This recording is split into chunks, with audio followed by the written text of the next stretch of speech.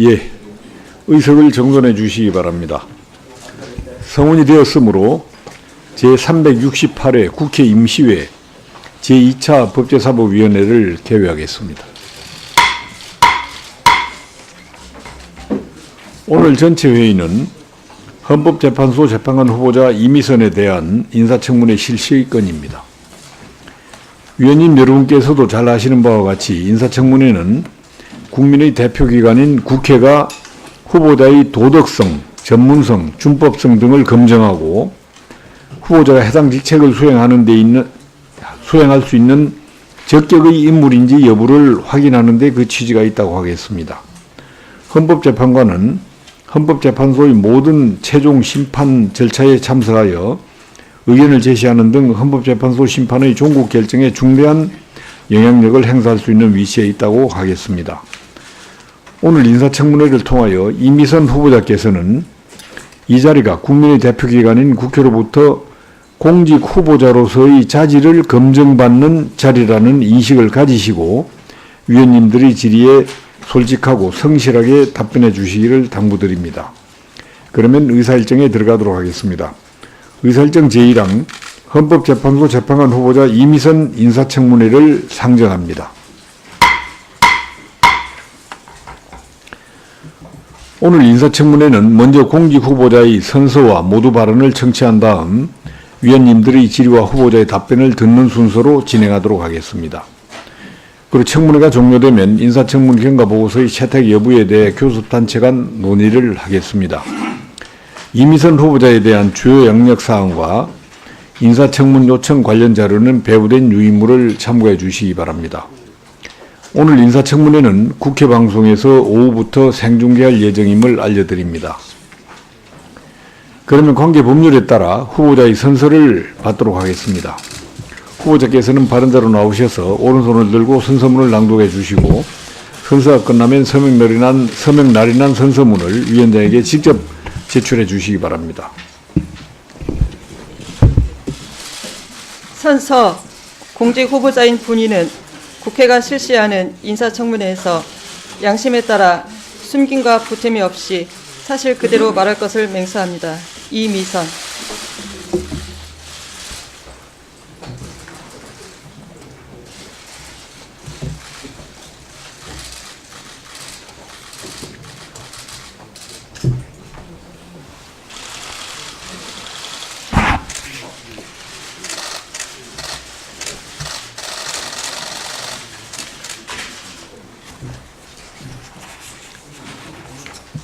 다음은 후보자로부터 모두 발언을 듣도록 하겠습니다.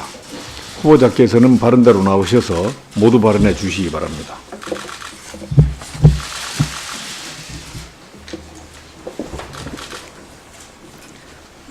존경하는 국회 법제사법위원회 여상규 위원장님, 그리고 위원님 여러분, 먼저 저에 대한 청문회를 위해 바쁘신 의정활동 가운데 귀중한 시간을 내어주시고 노고를 아끼지 않으신 위원장님과 위원님들께 깊은 감사의 말씀을 드립니다. 여러모로 부족한 제가 헌법재판소 재판관 후보자로서 능력과 자질, 헌법적 신념을 검증받기 위하여 이 자리에 서게 된 것을 큰 영광으로 생각합니다. 그러나 헌법재판소 재판관의 막중한 사명과 책임을 생각할 때 마음이 무겁고 두렵기도 합니다. 국민을 대표하여 저의 자질과 능력을 검증하시는 위원장님과 위원님들의 노고가 헛되지 않도록 정직하고 성실한 자세로 청문회에 임하겠습니다. 존경하는 위원장님, 그리고 위원님 여러분, 청문회를 준비하는 과정이 쉽지는 않았으나 그 시간은 저의 삶을 되돌아볼 수 있는 소중한 시간이었습니다. 저는 강원도 화천에서 태어나 그곳에서 유년 시절을 보내고 이후 부산에서 중고등학교와 대학교를 나왔습니다. 경제적으로 넉넉하지 않았으나 자식들을 위해 모든 것을 주신 부모님의 헌신과 친척분들의 아낌없는 지원으로 저는 무난히 학창시절을 지낼 수 있었습니다.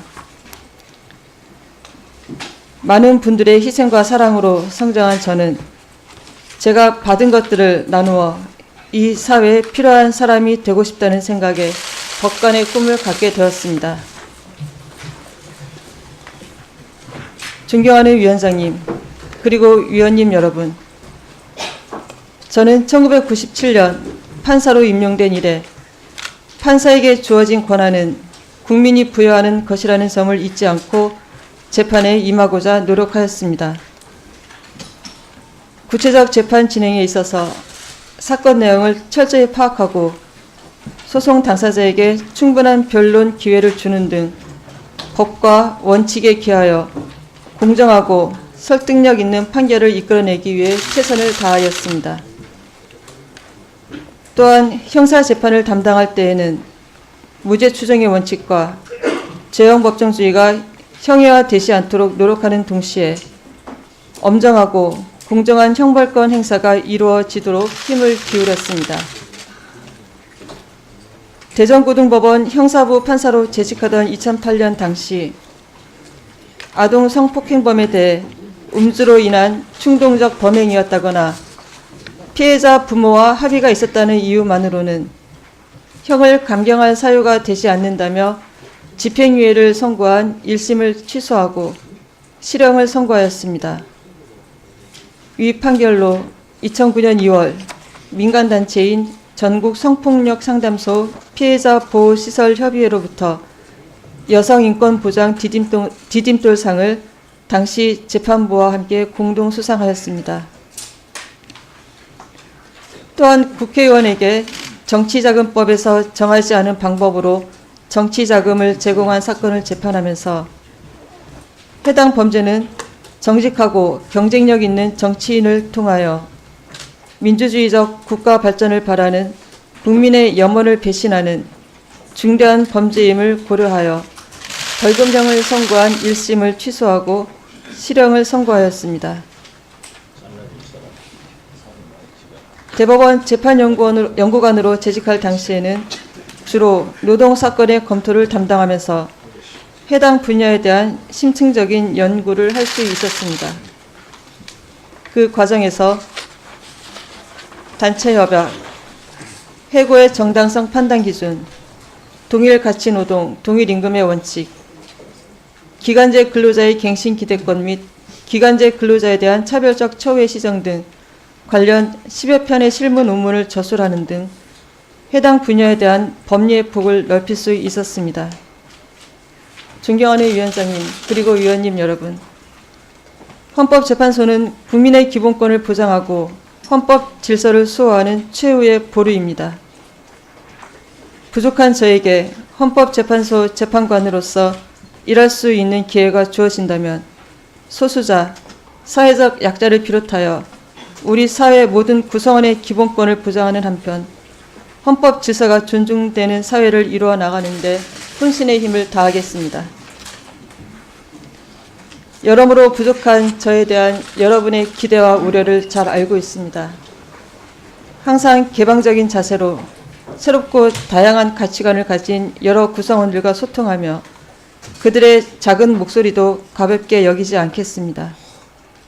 그리하여 4차 산업혁명, 저출산 고령화, 환경 문제 등과 같이 시시각각 급변하는 국내외 현실 속에서 헌법재판소가 소중한 헌법 가치를 실현시키고 진정한 사회통합을 이루어낼 수 있도록 저에게 주어진 사명을 충실히 수행하겠습니다.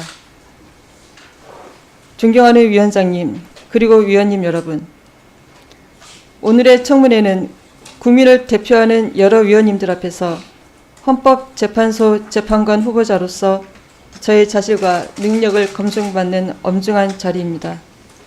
후보자는 정직하고 성실한 자세로 청문회에 임하면서 위원님들의 진심 어린 충고와 가르침을 받고자 합니다. 오늘 저에 대한 청문회를 위하여 귀중한 시간을 할애하여 주신 위원장님과 여러 위원님들, 그리고 헌법재판소에 대한 관심과 애정으로 청문회를 지켜보시는 국민 여러분께 다시 한번 깊은 존경과 감사의 말씀을 드립니다. 대단히 감사합니다. 예, 수고하셨습니다. 다음은 질의 답변 순서가 되겠습니다. 예. 예, 존경하는 주광덕 위원님부터 발언하시죠. 예. 저부터 먼저? 예. 예. 주광덕 의원입니다. 이미선 후보자와 배우자가 2001년 1월부터 2019년 4월 9일 현재까지 종목별 매매 손익 내역하고 총 입출금, 총 출금, 제출일 잔액 등을 확인할 수 있는 계좌 원장 상세분 제출을 요구를 했습니다. 저희가 금감원에 확인한 결과 본인의 의지만 있으면 전화로 신청하더라도 팩스로도 이게 자료 제출이 가능하다고 얘기를 합니다. 후보자한테 저희가 자료 제출을 요구했는데 5개 금융기관 중에서 미래에셋, 신한금융 2개 금융기관에 그것도 2009년부터 2019년 거래 내용만을 일부 제출하고 있습니다. LG투자증권, 신흥증권, HMC 투자증권에 대한 자료도 제출해 주시기를 또 요구합니다. 저희가 4월 8일 밤 10시가 넘은 시점에 받은 자료를 보니까 미래에셋으로부터 자료 출력을 받은 일자는 4월 4일 오전 10시 30분, 또 4월 5일 오후 3시 56분입니다. 이것은 상당 시간 동안 자료 제출을 거부하고 고의로 검증을 방해하고 있는 의혹이 있습니다. 또 한 가지, 그 후보자 본인과 배우자가 전체 주식 중에서 50% 해당되는 한 17억 원이 넘는 가량의 주식을 코스닥 등록 업체인 이테크 건설의 주식을 집중적으로 지금 매수해서 보유하고 있습니다. 여기에는 재판에서 회피하지 않았다는 부적절한 의혹도 제기되고 있는데, 그 후보자의 배우자인 오충진이 이테크 건설과 관련해서 2008년 1월 2일부터 17일까지 단기간에 34회에 걸쳐서 한 6억 5천만 원어치의 주식을 매수했고 그 이후에도 집중적으로 매수했다라는 의혹이 제기되고 있습니다. 내부 정보를 이용한 주식 거래가 아닌가 상당히 의심되는 부분인데, 이 점에 대해서도 배우자가 이테크 건설 주식에 그 주식 매수 거래 내역을 좀 제출해 주시기를 바라고, 위원장님께서 오전 중으로 제가 아까 말씀드린 종목별 매매손익 내역하고 계좌 원장 상세분을 보면 후보자나 후보자의 배우자도 법관 시절에 한 10년 주식 거래를 했던데 그 주식 거래 내역을 알 수 있어서 후보 검증을 제대로 할 수 있는 기본 자료라고 생각됩니다. 오전 중으로 위원장님께서 후보자에게 자료 제출을 강력히 촉구해 주시기를 부탁드립니다. 예, 잘 알겠습니다. 다음으로 존경하는 이은재 위원님 발언하십시오. 네, 자료 요구를 좀 하겠습니다. 우선 그 후보자가 신고한 재산이 46억 6,800만 원 중에서 76%인 35억 4,800만 원이 주식으로 나타났습니다. 그런데 본 의원이 후보자와 배우자의 보유 주식별 취득 경위와 건별 자금 출처 그리고 관련 증빙 서류를 요구했지만 추후 제출하겠다는 답변 후에 여전까지 제출하지 않고 있습니다. 그 다음에 관련 자료를 조속히 제출해 주시기 바라고 2011년부터 현재까지 후보자와 배우자 간에 계좌별 거래 내역서 사본을 제출해 주기 바라고, 누가 메모하고 계시죠? 그 다음에 2015년 7월 7일에 법원 행정처에서 후보자 증권계좌로 620만 원이 입금된 사례가 있는데 그 사유, 근거 서류, 사용처를 밝혀주시기 바라고요.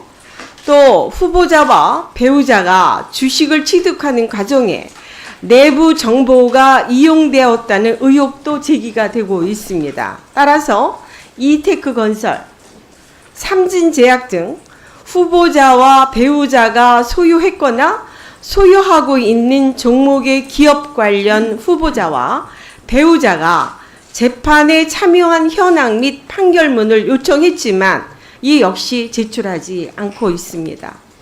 또 후보자, 배우자 소유의 서초구 반포동 주택에 대한 매매 계약서 사본 역시 여전히 제출하지 않고 있습니다. 오전 중으로 제출해 주시기 바랍니다. 현재 후보자 자녀에 대한 고액 예금 대납에 따른 증여세 탈루 의혹도 제기가 되고 있습니다. 후보자와 자녀들 간 그리고 배우자와 자녀들 간 계좌별 거래 내역서 사본을 제출해 주시길 바라며 장녀에 대해서는 현재 성인이라는 이유로 증여세를 납부하지 않았는데 이것이 자의적으로 판단한 것인지 아니면 세무사 등 전문가에게 문의한 것인지 자의적인 판단이었다면 그렇게 판단한 구체적인 사유를 제출해 주시기 바라고 전문가에게 문의했다면 답변서를 오전 중으로 제출해 주시기 바라고요. 위원장님, 청문회를 할 수가 없을 정도로 자료를 지금 제출하지 않고 있습니다. 그래서 이 부분에 대해서는 위원장님께서 엄중 경고를 주시고 오전 중으로 모든 자료를 제출토록 요청하여 주시기 바랍니다. 이상입니다. 예. 또 혹시 말씀하실 분? 예, 존경하는 이완용 의원님. 예. 말씀하십시오. 우리 앞서 주광덕 의원님 요청한 자료도 본의원에게 자료를 좀 주시고요. 그리고 청문 요청 사유 잠깐만요. 뒤에 배석한 분들 지금 제출 요구하는 자료 목록 다 적고 있죠? 예, 다 적으세요. 예, 말씀하십시오. 예. 인사청문 요청 안에 보면 노동관계법 재판 경험을 바탕으로 많은 연구 논문 10여 편의 연구 논문이 저술해서 폭넓은 지식을 가지고 있다 이렇게 돼 있어요. 제가 관심이 많아서 제가 노동부 출신이라서 이 논문을 한번 제출해 주시고요. 혹시 재판에서 노동관계 재판에서 좀 이렇게 앞서 제시한 후보자가 제시한 재판처럼 이렇게 좋은 사례가 있으면 함께 제출해 주시기 바랍니다. 이상입니다. 예, 수고하셨습니다. 더 말씀하실 분이 안 계십니까? 아, 예, 존경하는 김도부 의원님 말씀하십시오. 후보자에게 보존 연한이 남아있는 2014년부터 2019년 3월 기준 특정 업무 경비 사용 내역 및 증빙 자료 요구를 하였습니다. 네, 후보자와 우리 대법원은 제출을 하지 않고 버티고 있죠. 어제도 잠시 문제가 되었습니다만 2013년 당시 이동섭 헌법재판소장 후보자 인사청문회에서 당시 민주통합당 청문위원들이 이동섭 후보자의 특정 업무 경비 관련된 증빙자료 제출을 하지 않는다는 이유로 횡령 의혹을 제기했고 결국 자료를 제출하지 않아 이동섭 당시 헌법재판소장 후보가 자진 사퇴를 했죠. 전례에 비추어 보면 후보자는 2014년부터 2019년 3월까지의 특정 업무 경비 사용 내역 및 증빙 자료를 제출해야 할 것입니다.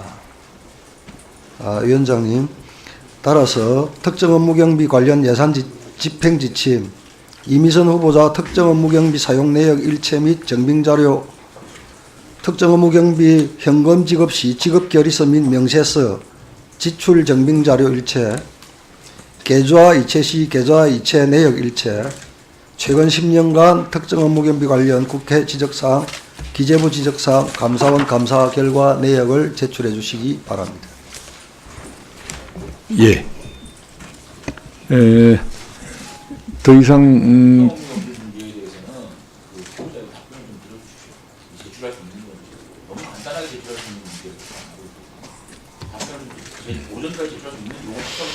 예. 예. 더 이상 뭐 자료 제출 요구나 의사진행 발언하실 위원님 안 계시죠? 예. 그러면 저 후보자님, 네. 제출 요구하는 자료가 네. 그 제출을 거부할 수 있는 법적 근거가 있으면 네. 모르겠지만은 그렇지 네. 않은 모든 자료는 다 제출해 주셔야 합니다. 네, 알겠습니다. 예. 네. 청문 절차가 그래야 진행될 수 있고 또 지금 이 청문 과정을 국민들이 보고 계시기 때문에 모든 관련 자료에 대해서 국민들도 관심을 가지게 될 것입니다. 네. 제출해서 네. 투명한 청문이 될 수 있게끔 협조해 주시기 바랍니다. 네, 알겠습니다. 지금 말씀하신 것처럼 우리 장기원 의원님이 말씀하신 것처럼 특정 업무 경비에 관련된 제출 요구한 자료들 네. 제출해 주실 수 있죠? 그 역시 네, 제가 저희 지원팀하고 협의해서 제가 죄송합니다. 특정 업무 경비가 지금 구체적으로 제 이른바 이제 법인카드 사용 내역서를 말씀을 하시는 건지 제가 잘 이해를 못해서요. 예. 예, 일단, 그러면 네. 총괄은 김도우 의원님 네네. 조금 설명을 해 주시죠. 네네. 예. 특정 업무 경비 사용 내역 및 증빙 자료 제출 요구를 네네. 후보자 지명 직후부터 저희들이 요구를 했는데 지금 이 자리에 앉아가지고 법인카드 사용 내역을 말씀하시는지 잘 모르겠다. 그게 제가 님 후보자 말을 이해를 잘 못하겠는데요. 아, 죄송합니다. 일단 저희 예? 아니 자료 준비를 안 하고 청문 준비를 안 하셨습니까? 막 후보자도 그냥 네네. 예 오늘 하루 버티면 자료 제출 거부하고 오늘 하루 버티면 그냥 대통령이 임명해주면 가는 거예요. 지금 방금 이 자리에서 처음으로 특정 업무 경비에 대한 자료 요구를 하는 게 아니지 않습니까? 후보자 몰랐습니까? 이 자료 제출 요구하는 걸? 저는 그 특정 업무 경비 지급 대상이 아닌 것으로 알고 있습니다. 지급됐습니다. 그 구체적 액수가요. 지금 특정 업무 경비 관련 서류 보존 연한이 5년입니다. 네. 그래서 그래서 100번 양보해서 보존 연한이 남아있는 5년, 즉 2014년부터 19년까지만 해도 특정 업무 경비 1,325만 원 받아갔어요. 네, 제가 예? 나중에 검토해 보고 제출하도록 이걸 처음 하겠습니다. 자료 제출 요구를 하는 것도 아니고, 예?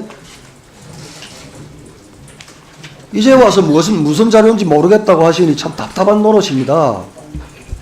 네, 예, 확인해 보고 오전 중으로 즉시 알겠습니다. 제출해 주시기 바랍니다. 네, 예, 알겠습니다. 예. 제출 요구한 자료는 오후 청문 절차에서 활용될 수 있게끔 오전 중으로 오전 12시까지는 전부 제출을 해 주시기 바랍니다. 네, 알겠습니다. 예. 그러면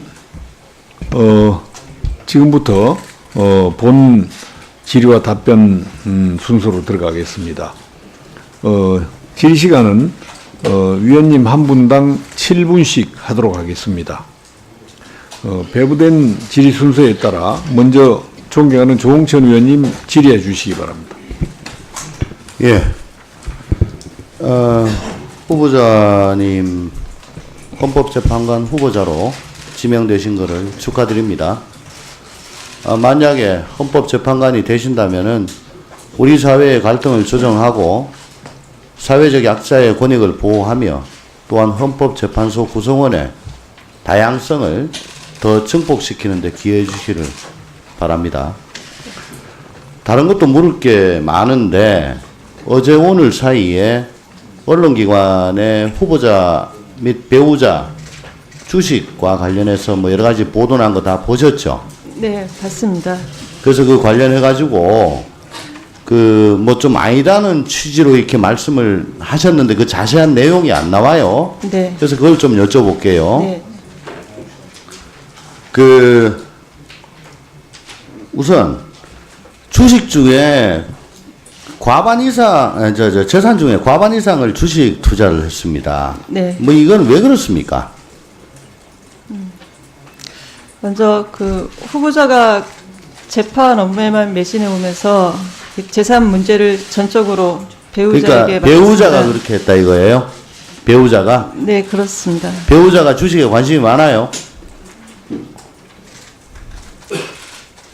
시간이 없어가지고. 제가 확인한 바로는 이제 배우자는 이제 부동산에 대해서는 잘 모르고. 그러니까 부동산은 뭐 재산 증식 수단으로 맞지 않는다고 생각을 하는 것 같아요. 네. 그냥 거주의 수단이지. 네, 근데 자본주의 사회에서 네, 저 주식이란 게 주식 네. 투자하는 게 미덕일 수가 있다 이런 생각을 가진 것 같은데 그게 맞아요? 네, 그 주식 근데 투자. 또 특히 보면은 네. 그 뭐 삼성전자라든가 현대자동차라든가 그 대장주들 초우량주들 네. 스테이블한 주식들보다는 네, 좀 저 회사 이름이 생소한 네, 그런 굴삭 주식들이 되게 많습니다. 또 특히 그 특정 회사에 굉장히 많이 거의 뭐 몰빵을 한다는 속칭 몰빵을 한다는 뭐 그런 얘기를 할 수 있을 정도로 투자를 많이 해요. 네. 그 이유는 뭐죠? 그것도 역시 남편이 그렇게 한 겁니까? 네. 배우자는 이제 기업의 성장 가능성을 중시를 해서 예, 꼭 저 확인을 해야 될 게 네. 이테크 건설과 관련해서 네, 후보자와 배우자가 그 주식을 다량 보유하고 있음에도 불구하고 2018년 이 회사와 관련된 재판을 민사단독 있을 때 네, 했다. 네, 그런데 재판의 공정성을 의심할 위험이 있음에도 불구하고 저 회피 같은 걸 하지 않았다. 네, 그리고 결국은 이테크 건설에 손을 들어주는 취지의 판결을 했다. 그리고 그 판결 이후에도 추가 매입을 했다. 라는 취지의 보도가 어제 일간지에 있었습니다. 보셨죠? 네, 봤습니다. 이게 이 소송이 이테크 건설과 관련된 소송입니까? 전혀 아닙니다. 그 간단하게 말씀해 주십시오. 왜 아닙니까? 소송 당사자가 아니에요. 소송 당사자가 아닙니다. 소송 당사자는 이테크 건설이 피보험자로 된 보험계약상의 보험회사입니다. 그 보험회사가 다른 보험자를 상대로 제기한 부당이득 소송이었습니다. 그 이테크 건설은 피보험자에 불과하지 소송 당사자는 아니고 재판 결과에 뭐 직접적 간접적으로 영향을 받을 지위에 있는 자는 아니었습니다. 그러니까 원고 보험회사에 그 보험을 가입한 회사다. 보험 계약자도 아니었습니다. 계약자도 아니다. 네, 피보험자로 되어 있습니다. 그 보험 계약이 피보험자다. 네, 그러면 그 원고 보험회사가 다른 뭐 저 비슷한 일을 하는 뭐 공제조합이나 이런 쪽에다가 당신들이 부당이득을 취했으니까 돌려달라는 소송이었다. 네, 그렇습니다. 그러면 회사의 내부 사정을, 내부 기밀을, 내부 정보를 알 수 있는 그런 내용이 있었나요? 소송 과정에서? 그런 건 전혀 없었습니다. 보험사의 청구를 기각하는 판결을 했고 원고 청구를 기각하는 판결을 했고 이테크 건설에 손을 들어줬다. 라고 기사에 되어 있습니다. 그렇지 않습니다. 어떻습니까? 네, 지금 원고가 그 이테크 건설이 피보험자로 된 보험계약상의 보험회사입니다. 그 보험회사가 그 재판에서 패소를 했습니다. 이테크 건설이 피보험자로 된 보험회사가 패소를 한 것이다. 네, 그렇습니다. 그러면 이테크 건설하고는 무관하지만 굳이 따지자면은 이테크 건설 쪽에 불리한 거네요. 이건 뭐 편을 가기가 참 뭐한데. 그렇습니다. 이제 굳이 얘기를 한다면 그렇게 말할 수가 있겠습니다. 또 다른 저 기사를 보면은 이테크 건설이 계약 공시 직전 6억 주식 매수를 했다. 뭐 주식 매수는 할 수 있습니다. 근데 그 보니까 이테크 건설의 사건을 배우자가 수임한 게 아니고 이테크 건설이 속한 OCI, 네, OCI 사건을 수임했다는 거죠. 그렇습니다. 오늘 저 기사 있잖아요. 네, 이거 여기에 대해서는 뭐 어떻게 말씀하실 거예요? OCI하고 이테크하고 어떤 관계입니까? 제가 배우자로부터 확인한 바로는 그 지배주주가 친족 관계에 있다고 합니다. 그래서 독점 규제 및 공정거래에 관한 법률사항에 계열 기업이라고 합니다. 지분 관계가 있는 회사는 아니고요. 오늘 아침에 그 언론 보도를 보고 남편에게 확인을 했는데 일단 그 공시된 그 수주 내용, 그 공시 사실을 사전에 알고 거래한 사실은 전혀 없다. 위법적인 요소는 전혀 없다. 이렇게 얘기를 들었습니다. 사전에 내부 정보를 취득하고 매수한 것이 아니고 네. 그럼 어떻게 계속 관련 기업의 동향을 지켜보다가 이제 저평가됐다 해가지고 그렇습니다. 예. 이테크건설과 OCI는 상당히 계열사이긴 하나 OCI 사건을 수임했다고 해서 이테크건설의 내부 정보를 취득할 수 있는 입장은 아니었다 이렇게 정리를 하면 되는 거예요. 네, 그렇습니다. 이걸 왜 이렇게 주식이 많나? 예, 또 추가 질의하겠습니다. 예, 수고하셨습니다. 다음은 존경하는 주광덕 의원님 질의하시기 바랍니다. 예, 주광덕 의원입니다. 오늘 여러 차례에 걸쳐서 후보자하고 이 진상이 어떤지 사실관계 규명을 위해서 질의와 답변이 반복돼야 될 것 같은데 아까 후보자께서 정말 정직하고 성실하게 답변해 주시기 바랍니다. 예, 후보자는 2013년부터 2018년까지 법관으로 재직하면서 67개 종목에 376회에 걸쳐서 37만 3,403주의 주식을 거래합니다. 현직 법관이 근무 시간에 이렇게 많은 주식 거래를 한다는 것은 이 재판은 뒷전이고 이 어떻게 판사는 부업이 아닌가. 주식이 먼저인 그런 법관으로 국민들의 비난을 받을 수밖에 없는 거 아닌가. 또 배우자가 판사 사표 내기 전인 2001년부터 2010년까지 현직 법관으로 있으면서 수도 없는 주식 거래를 했는데 지금 거래 내역을 주지 않고 있습니다. 정말 이 부부 법관들은 상당히 특이하다. 한 3천여 명의 대한민국 법관 중에 이렇게 근무 시간에 주식 거래를 했던 사람이 누가 있나. 저는 국민 눈높이에 전혀 맞지 않는다고 생각합니다. 두 번째로 이 전체 재산의 83%가 주식을 지금 보유하고 있습니다. PPT 띄워 보아주세요. 지금은 총 자산이 한 42억 6천만 원 정도 되는 중에서 주식 비율이 83%에 해당됩니다. 주식은 국민들이 알고 있는 것처럼 상당히 고위험 자산입니다. 그런데 우리 우량주가 아닌 일반 그 투자자들이 잘 알 수 없고 국민들한테 좀 낯선 특히 코스닥에 상장된 그런 회사, 위험성이 많은 회사에 이렇게 집중적으로 투자를 하고 있습니다. 그 중에서 이 전체 주식의 한 67.7%를 이테크건설과 삼광그라스 주식을 보유하고 있습니다. 특히 이테크건설에는 부부가 이 전 재산의 한 절반 정도 이렇게 17억 5천만 원 정도를 보유하고 있습니다. 그래서 왜 이테크건설과 삼광그라스에 우리 후보자 부부가 집중적으로 주식을 매수해서 보유하고 있느냐. 그 이유가 뭐예요, 후보자님? 네, 먼저 후보자는 재판 업무에 매진하면서 재산 문제를 전적으로 배우자에게 맡겼습니다. 본인은 전혀 몰랐다는 지금 그런 말씀을 하시는 거예요? 그 점을 분명히 해주셔야지. 나는 전혀 몰랐는데 남편이 내 도장 명의 가져가서 거래 트고 나 모르게 계속 거래했다. 지금 그렇게 국민들에게 말씀하시는 겁니까? 이 후보자가 이 자리에서 국민 앞에서 정직성을 보여주느냐 아니면 거짓으로 답변하느냐 굉장히 후보 적격성에 중요한 요소라고 저는 생각합니다. 그 점을 분명히 답변하세요. 나는 전혀 몰랐는데 남편이 다 한 거다. 이런 주장입니까?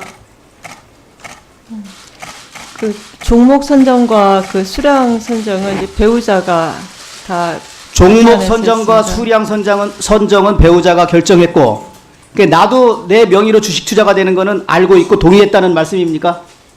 네, 포괄적으로 동의는 했습니다. 후보자님 매년 재산 등록하지 않습니까? 네.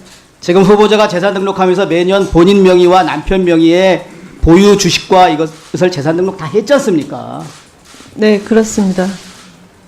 마치 최근 청와대 대변인은 아내가 한 일이다. 청와대에서 뭔 일만 터지면 전 정권이 한 일이다. 그런 자세는 정말 국민들한테 책임지는 자세가 아니지 않습니까? 그러니까 본인이 본인 명의로 주식 투자하는 거는 인정하는 거네요. 네, 그렇습니다. 예. 그러면 왜 이 이테크 건설하고 삼강 그라스에 집중적으로 매수를 했습니까? 이 주식 투자를 하는 전국의 국민들은 굉장히 이 점이 궁금하거든요. 네, 제가 그 배우자로부터 확인한 바로는 그 이테크 건설과 삼광 글라스는 그 매출액이 상당한 중견 기업이라고. 그러니까 알고 그 점에 있습니다. 대해서는 나는 이테크 건설이나 삼강 그라스 선택할 거에 전혀 나는 관여하지 않았다 이런 말씀이에요. 자, 다음에 보면 이 이테크 건설이 군장 에너지 주식회사의 주식을 47.67% 보유하고 있습니다. 그리고 삼광그라스는 25.04%를 보유하고 있습니다. 사실 아직 코스닥에도 상장되지 않은 비상장 회사 군장 에너지 주식회사에 대해서 이테크 건설이 절대 주주를 하고 있습니다. 사실상 모회사와 자회사의 관계입니다. 이 2018년 2월 13일 날 뉴스토마토라는 증권 전문 언론에 이 군장 에너지가 2018년 연내에 코스닥에 상장할 예정이다 하면서 굉장히 유망한 회사라고 소개를 합니다. 그런데 이미 후보자 부부는 2018년 2월 13일 이전에 상당수 이테크 건설 삼광 그라스 주식을 보유하고 그 이후에도 또 계속 매입하고 있습니다. 다음 그거 말고 그 판결과 관련된 도표를 띄워주시기 바랍니다. 그 다음 지금 아까 조응천 의원의 질의에 후보자가 관련이 없다고 답변을 했는데 이 후보자가 담당했던 판결에 원고는 삼성화재고 피고는 전국화물자동차 운송연합회입니다. 그러나 이 전국 피고가 만약에 패소를 하게 되면 그 군장에너지가 공사를 맡은 원청회사고 이테크 건설이 처음에 도급받은 회사입니다. 그리고 에너지 솔루션스는 재하청을 받은 회사입니다. 결국 그 구상권 행사가 공사를 맡았던 군장에너지나 이테크 건설 사실 동일한 한 몸입니다. 거기에 다시 화물연대에서 구상권 청구할 위험이 있습니다. 그래서 그 당시 후보자도 이테크 건설 주식을 보유하고 있었고 배우자는 뭐 수억 원의 이테크 건설 주식을 보유하고 있는 상태에서 저 재판을 후보자가 진행하는 것은 적절하지 않았다. 후보자는 회피 신청을 했어야 맞다. 제가 그렇게 생각을 하고 그 점에 관해서 오후 보충 질의할 때 좀 더 구체적으로 재판과 이 이테크 건설과의 관련성에 대해서 후보자에게 추가적으로 예, 수고하셨습니다. 다음으로 존경하는 이춘석 의원님 질의하시기 바랍니다. 예. 민주당 이춘석 의원입니다. 후보자님, 예전에 네, 혹시 청문회 하시는 거를 보신 적 있으십니까? 네, 봤습니다. 많이 보셨어요? 네, 근데 지금 많이 떨리셔요? 네, 많이 긴장됩니다. 저는 청문회를 굉장히 많이 했거든요. 네, 그런데 이 오늘 청문회가 주로 주식 거래에 대한 청문회가 될 가능성이 많다라고 네, 본 의원은 판단을 합니다. 그런데 후보자께서 답변하는 내용이나 정도를 정확히 판단하셔야 합니다. 네, 자, 이 청문회는 지금 후보자의 청문회이지 후보자의 배우자의 청문회가 아닙니다. 그런데 본인이 정확히 관여한 부분은 관여를 했기 때문에 내가 이 부분은 관여해서 이렇다라고 얘기를 해야 하고 남편이 관련된 얘기는 그건 남편이 관여했기 때문에 저는 모른다고 얘기를 해야지 남편의 얘기를 들어보면 이게 이렇게 됩니다라고 하면 그 자체가 또 불씨가 됩니다. 그래서 계속해서 이 청문회 자체가 후보자에 대한 청문회가 아니라 후보자의 남편의 청문회가 될 가능성이 굉장히 많다 하는 저는 그런 우려를 합니다. 자, 이 부분 하나 분명히 하고 갑시다.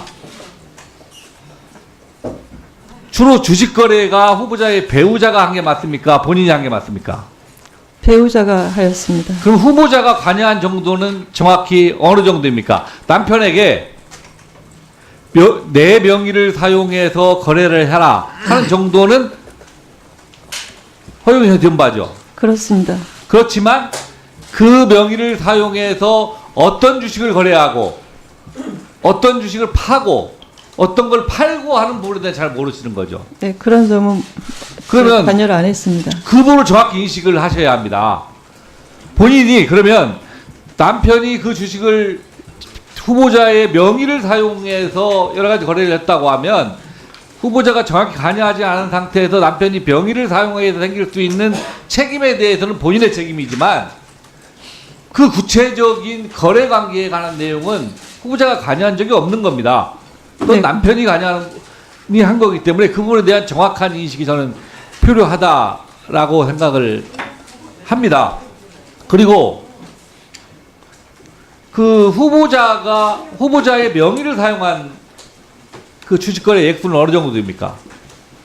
한 6억 정도인 걸로 알고 있습니다. 6억 정도로 네. 알고 있는데 그 6억은 후보자의 돈입니까?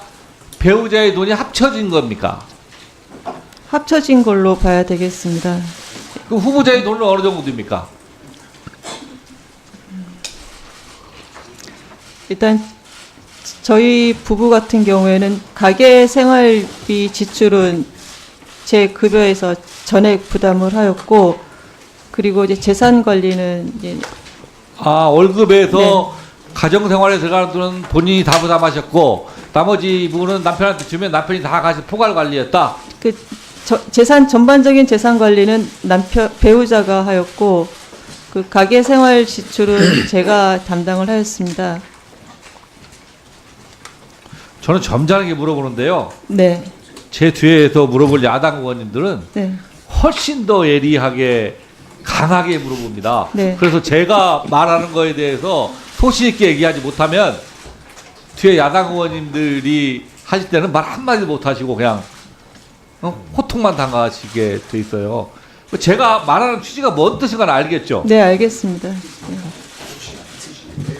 그 전제를 가지고 저는 오늘 후보자가 그 청문회를 임하는 게 저는 후보자의 청문회가 될 수 있지, 잘못하면 남편의 청문회가 될 수 있다는 우려를 끊지 못해요. 그래서 그 부분에 대해서 정확히 그 부분은 내가 아는 부분이다, 그 부분은 내가 모르는 부분이다, 내가 아는 부분은 여기다, 아니면 그 부분은 남편이 관여한 부분이다 하는 부분들을 정확히 말씀을 해주셔야 될 거라고 생각합니다.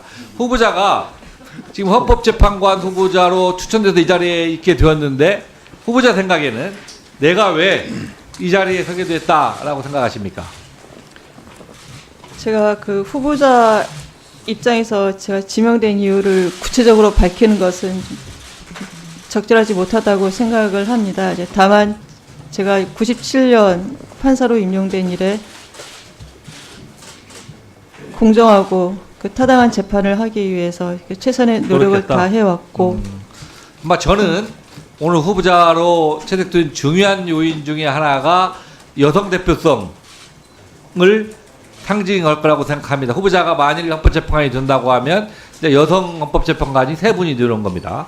최근에 버닝썬 사건이라든가 김학의 사건, 장자연 사건 같이 여성의 인권과 관련된 사건들이 문제되고 있는데 그걸 보면서 이 여성 헌법재판 후보자로서 어떤 소위가 됩니까?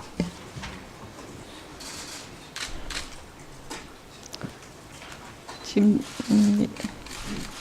일단 우리 사회에서 양성평등이 실질적으로 확립되었다고 보기에는 부족한 점이 많습니다.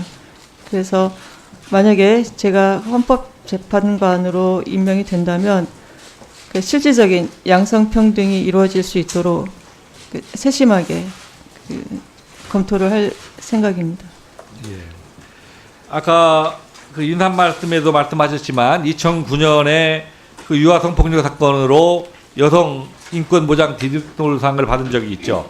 예, 그렇습니다. 그 2009년도면 벌써 10년 전 판결입니다. 그 네. 대신 하시는 한데 그런 판결들을 앞으로 후보자께서 헌법재판이 된다고 하면 할 것이다 하는 그런 기대 가능성도 저는 충분히 그 반영이 됐을 거라고 생각을 합니다. 그래서 후보자께서 정말 뭐 노동 문제라든가 여성 문제라든가 인권에 관한 문제들을 소수 약자로서 대변할 수 있는 분명한 그런 자세를 오늘 신문에서 보여주실 것을 기대합니다. 네, 알겠습니다. 예, 수고하셨습니다.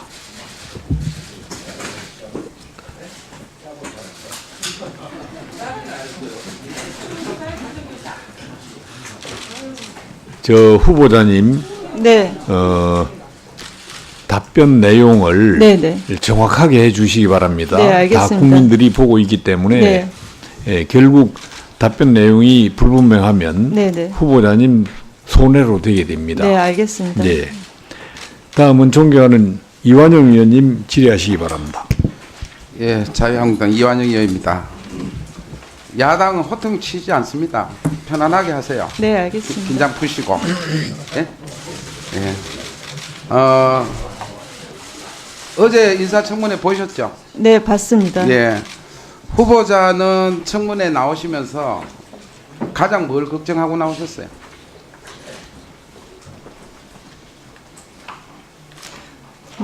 그 걱정이라기보다는 이제 제가 알고 있는 범위에 대해서는 그 성실히 그 솔직하게 아니 어제 보셨잖아요. 어제도 이런 질문도 나왔었고. 네. 그래도 준비하면서 네. 내가 재판관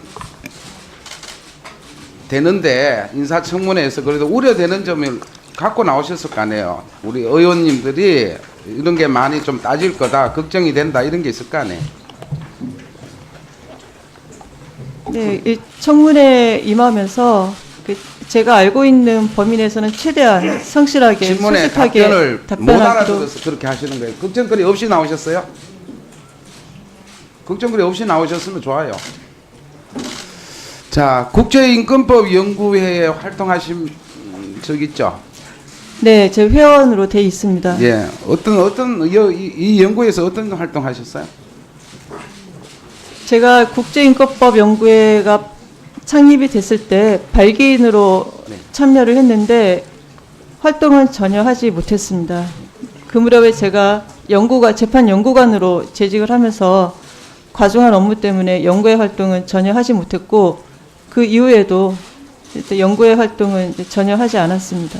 그러면 계속 뭐 연구에 나가지를 못했다는 거예요? 뭐 처음에 네, 발족할 때는 네, 뭐 했는데 회원으로는 돼 있습니까? 네, 회원으로는 등재가 돼 있는데 뭐 세미나나 그 법원 내 모임에는 전혀 참여한 적이 없습니다. 국민들이 볼 때 국제인권법 연구회 회원 판사라면 어떤 진보 성향을 가지고 있다 이렇게 보는 거는 알고 계시죠? 네, 알고 있습니다. 본인도 그렇게 생각하세요? 진보 성향의 판사다.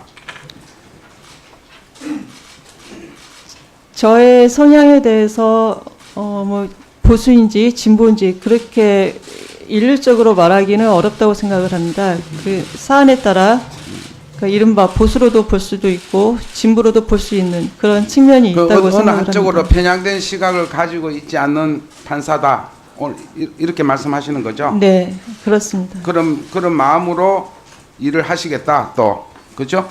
네, 자, 그렇습니다. 언제부터 주시겠어요? 몇 년도부터? 남편은 2001년 아니 남편 얘기가 아니에요. 제 얘기 저는 제 명의로 주식 거래를 시작한 거는 2011년 그 무렵으로 알고 있습니다. 그러면 명확하게 지금 여야 의원님에 따라서 지금 달라졌어요 답변이. 중앙덕 의원님 답변에서는 남편과 통화를 하면서 거래했다.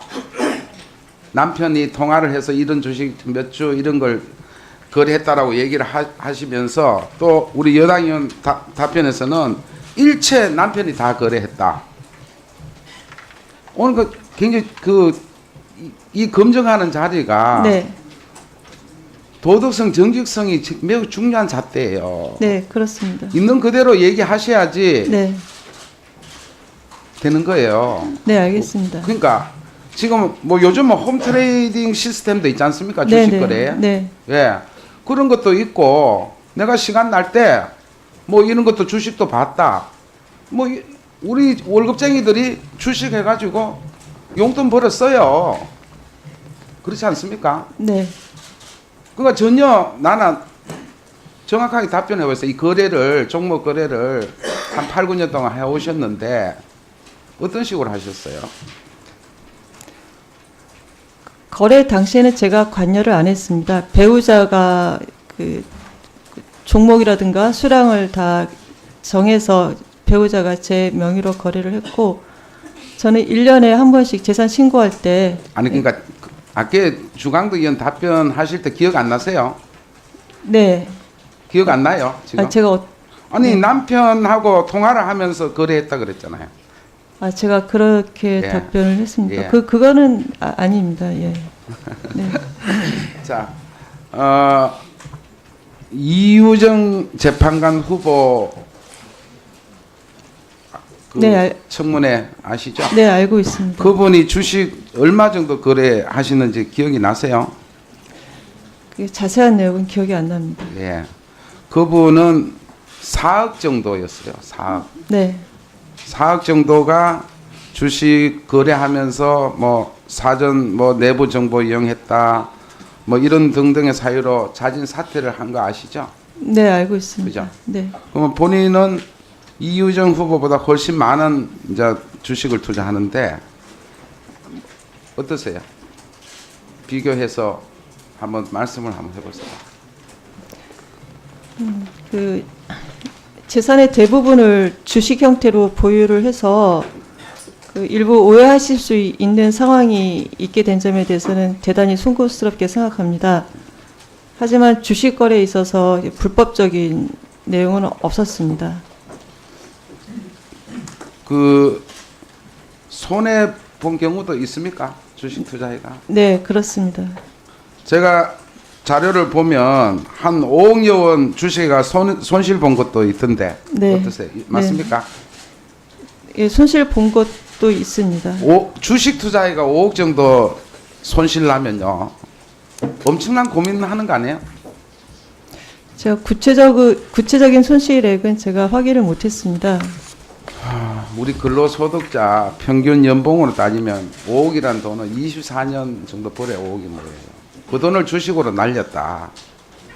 그러면 참 얼마나 마음이 아프겠어요. 주식 이런 분들은. 그러면은 내가 하는 일에도 좀 지장이 되고 이런 건 없었습니까? 제가 그 주식 거래 당시에는 제가 전혀 관여를 안 했고 아니 그러니까 남편이 네. 어쨌거나 남편도 이렇게 해가 야 수익이 얼마 났고 또 이번에 한 5억 정도 우리가 까먹었는데 이래 하면 우리 후보자는 좀 업무에 지장이 없었나요? 재산이 그렇게 손실이 크게 났는데. 일단 평소에는 그런 말은 안 했고 이제 재산 신고할 때 이제 그때 확인을 했는데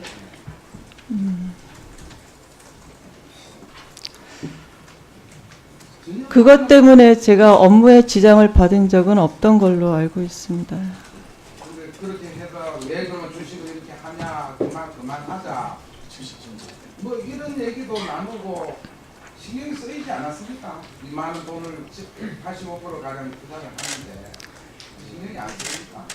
저희가 집을 좀 늦게 샀습니다. 저희 나이에 비해서. 그래서 집을 좀 사자. 뭐 그런 얘기는 했는데 일단 저는 배우자가 잘 한다고 믿고 배우자에게 다 전적으로 맡겼습니다. 예. 국민이 듣기에 답변 내용이 매우 미흡하다 이렇게 생각할 겁니다. 네, 정확하게 답변하시기 명심하겠습니다. 바랍니다. 예, 다음은 존경하는 금태섭 의원님 질의하시기 바랍니다. 예, 더불어민주당 금태섭 의원입니다. 헌법재판관 후보자로 지명되신 것을 진심으로 축하드립니다. 청문회를 마치고 임명되시게 되면 우리나라 헌법 질서를 지키고 또 소수자, 약자를 보호하는 데 임무를 다해 주시기 바랍니다. 제가 준비한 질문들이 있는데 그 전에 오늘 주식 얘기가 많이 나와서 거기에 대해서 좀 하나 저도 여쭤보겠습니다. 후보자가 보내준 해명 같은 것을 저도 잘 봤습니다. 그리고 뭐 제가 생각하기에 후보자의 현재까지 걸어온 길을 봤을 때 무슨 재판과 관련해서 문제가 있었거나 그러리라는 생각은 하지 않고 있습니다. 그런데 제가 구식이라서 그런지는 모르겠지만 저도 검사 생활을 했는데 검사가 될 때 공무원은 주식을 해서는 안 된다고 배웠습니다. 사실 판사나 검사나 뭐 대단한 권한을 가지고 있지는 않지만 국민들은 판검사 정도 되면 고위공직자라고 생각을 하고 따라서 국가나 기업의 여러 가지 일반인들이 접하기 힘든 정보를 알 수도 있다는 생각을 많이 합니다.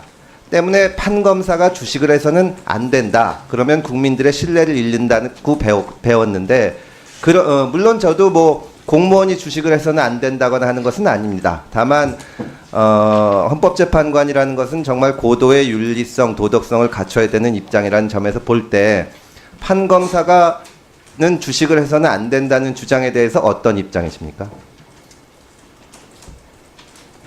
네, 그런 국민들의 여망에 대해서는 충분히 공감을 합니다. 저도 공직자로서 그동안 부끄러움이 없는 삶을 살려고 많이 노력을 했는데 이번 기회에 제가 국민의 눈높이, 국민의 정서에 맞지 않을 수도 있다는 그런 지적을 받고 많이 반성을 했습니다. 그런 지적들은 제가 겸허히 수용을 하겠습니다. 예, 감사합니다. 헌법재판소의 임무가 가장 중요한 임무가 무엇이라고 생각하십니까? 국민의 기본권 보장과 헌법 질서의 수호라고 생각을 합니다. 예. 후보자는 지금 여성이고 앞서 그 존경하는 이춘석 의원님도 말씀하셨지만 이번에 임명이 되게 되면 우리나라 헌법재판관 중에 3분이 여성이 되게 됩니다. 또 주로 서울대 법관 출신이 많다고 하는데 후보자가 지방대 출신이기도 합니다. 후보자는 이제 대통령 지명 케이스로 헌법재판관에 지명이 되는데요. 각각의 헌법재판관들은 어떤 상징이 있다고 생각을 합니다. 후보자에게 국민들이 기대하는 역할은 어떤 것이고 후보자는 또 어떤 일을 하려는 각오를 가지고 있는지 좀 말씀해 주시기 바랍니다. 예, 제가 여성이고 또 지방대학 출신이고 그 여러 가지 저의 상황들을 보면 저는 사회적 소수, 그다음에 약자들을 대변하라는 그런 임무를 부여받고 그 후보자로 지명된 것이 아닌가 생각을 합니다. 만약에 제가 헌법재판관으로 지명이 된다면 그런 사명에 맞게 최선을 다하도록 노력을 하겠습니다. 후보자께서는 방금 제 질문에 헌법재판소의 가장 중요한 임무가 기본권의 보장이라고 말씀을 하셨습니다. 저도 아주 전적으로 공감을 하고요. 조금 더 부연 설명을 한다면 우리 사회에서 약자, 소수자의 입장에 있는 사람들을 도와주는 것이 헌법재판소의 가장 중요한 역할이라고 생각을 합니다. 때문에 헌법재판관들이 인권의식을 어떻게 갖고 있는가 하는 것은 정말 중요한 문제라고 생각을 하는데 후보자께서 보시기에는 현재 우리 사회에서 여러 가지 소수자 약자 집단이 있는데 인권적인 이슈로서 가장 중요한 것이 어떤 이슈라고 생각을 하고 또 어떤 분들이 가장 어려움을 겪고 있다고 생각하십니까? 여러 이슈가 있겠지만 저는 양성평등의 문제를 먼저 생각을 해봤습니다. 지금 구체적으로 예를 들자면 지금 여성 근로자 같은 경우에는 출산, 육아로 경력이 단절되는 사례가 많습니다. 그런 경력 단절 문제는 근로권을 침해할 뿐만 아니라 나아가 생존권까지 위협하는 요소가 될 수가 있습니다. 그래서 그런 문제를 해결하기 위해서는 남성이나 여성이나 육아휴직을 자유롭게 쓸 수 있는 제도가 정비되어야 하고 그러한 사회적 분위기가 마련되어야 된다고 평소에 생각을 해왔습니다. 젠더 문제와 성평등 문제는 정말 중요한 문제고 아직 개선의 길이 많습니다. 조금씩 나아지고는 있지만 최근에 들어서 인권 이슈로 많이 문제가 되는 것은 난민, 이주민 문제가 있습니다. 헌법적으로는 우리나라 헌법상의 기본권이 어디까지 말하자면 그 헌법상 국민에게 보장이 되는 것인지, 또 사람이라면 누구에게나 보장되는 기본권이 있을 수가 있고 그런 문제인데, 난민, 이주민 문제는 난민들의 이제 첨부 기본권을 보장해야 된다는 측면도 있고, 또 어떻게 보면은 실제로 난민 현상이 일어나고 이주 현상이 일어나는 것이 과연 이주를 받는 쪽이나 이주를 떠나는 쪽이냐 도움이 되는지, 그런 문제가 있고, 현실적으로 이제 각국이 국경을 높이는 그런 문제들도 있습니다. 난민이나 이주민 문제에 대한 평소 생각은 어떠신가요? 제가 그 부분은 좀 진지하게 생각을 못 해봤습니다. 다만 난민 이주민 문제는 이제 인간의 기본권, 그런 측면도 있겠고, 다른 측면에서는 국민, 난민 이주민 수용에 따라서 이제 국민들이 받을 수 있는 그러한 어떤 반사적 불이익이라고 해야 되나요? 그런 우려를 그런 걱정을 하는 목소리도 있습니다. 이제 그런 여러 가지 사회적 목소리를 다 수렴해서 난민 이주민 문제를 이제 적절하게 해결해야 된다고 생각을 합니다.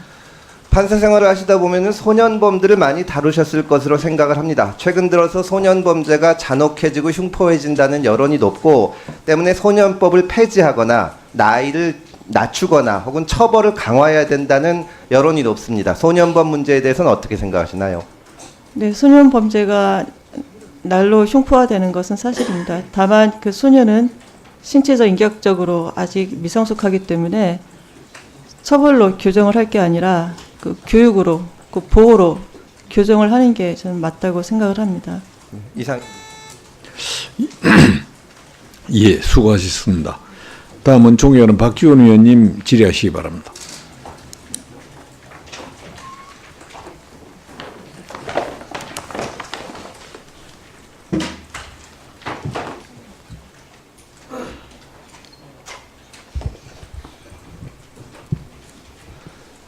저 아시죠? 제가 유명한 박지원입니다. 네. 근데 후보자가 너무 떨고 있어요. 혹시 뭐 잘못한 거 많아요? 이런 자리가 처음이라 긴장이 많이 됩니다. 물론 헌법재판관의 다양성을 충분히 충족하고 있습니다. 여성, 지역, 지방대 출신, 이런 건 다 좋은데, 지금 후보자가 서면으로 답변한 네. 내용을 보면은 네. 굉장히 기회적인 답변을 많이 한 것 같아요. 사형제 폐지는 긍정적, 낙태죄 폐지는 답변을 유보, 양심적 병역 거부자 대체 복무제도 답변을 유보, 군대 내 동성애자 처벌도 답변을 유보. 그러나 포괄적 차별금지법 제정에 대해서는 긍정적입니다. 최저임금제, 종교인 과세 모두가 다 답변 유보입니다. 특히 5.18 폄훼 행위에 대해서도 답변을 유보합니다. 단 박근혜 탄핵 결정에 대해서는 헌재 해석을 존중한다. 이게 도대체 뭡니까? 이런 문제에 대해서 모두 답변을 유보하면은 납득이 되겠어요? 5.18 폄훼 답변 유보할 성격이 됩니까? 이미 역사적, 정치적, 사법적 판단이 내린 거예요. 그리고 낙태죄에 대해서는 특히 여성으로서 강하게 주장하고 있습니다. 물론 종교적 이유로 반대도 합니다. 저도 캐톨릭 신자입니다. 양심적 병역 거부자 대체 복무제, 이것도 답변을 유보하고, 특히 군대 내 동성애자 처벌법, 이것도 답변을 유보하면 동성혼 찬성합니까?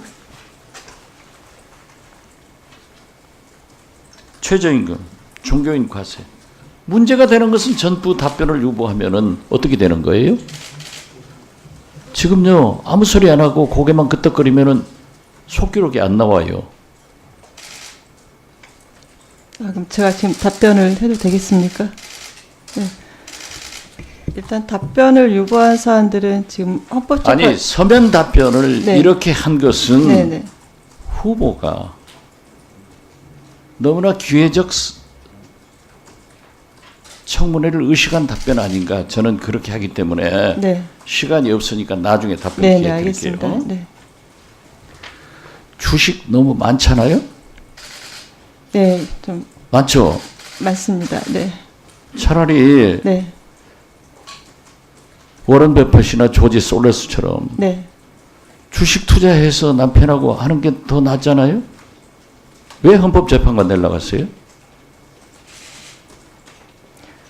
먼저 주식 문제로 그 여러 위원님들과 누구를 국민들- 비교하는 네. 것은 안 됐지만 네. 어제 문영배 헌법재판관 후보자를 보고 네.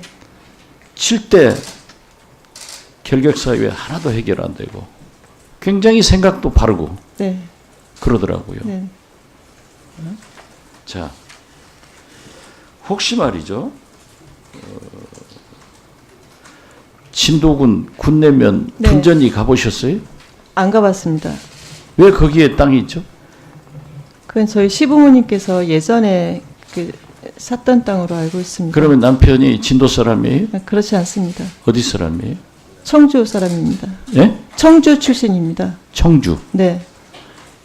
제가 바로 옆마을이에요. 네. 거기는 네. 둔전이는 다리를 놓는, 그래서 연도교가 둘 돼가지고 네. 굉장히 부동산 투기가 일어난 지역이에요. 네. 특히 외지 사람들이 다 사가지고 있어요. 네.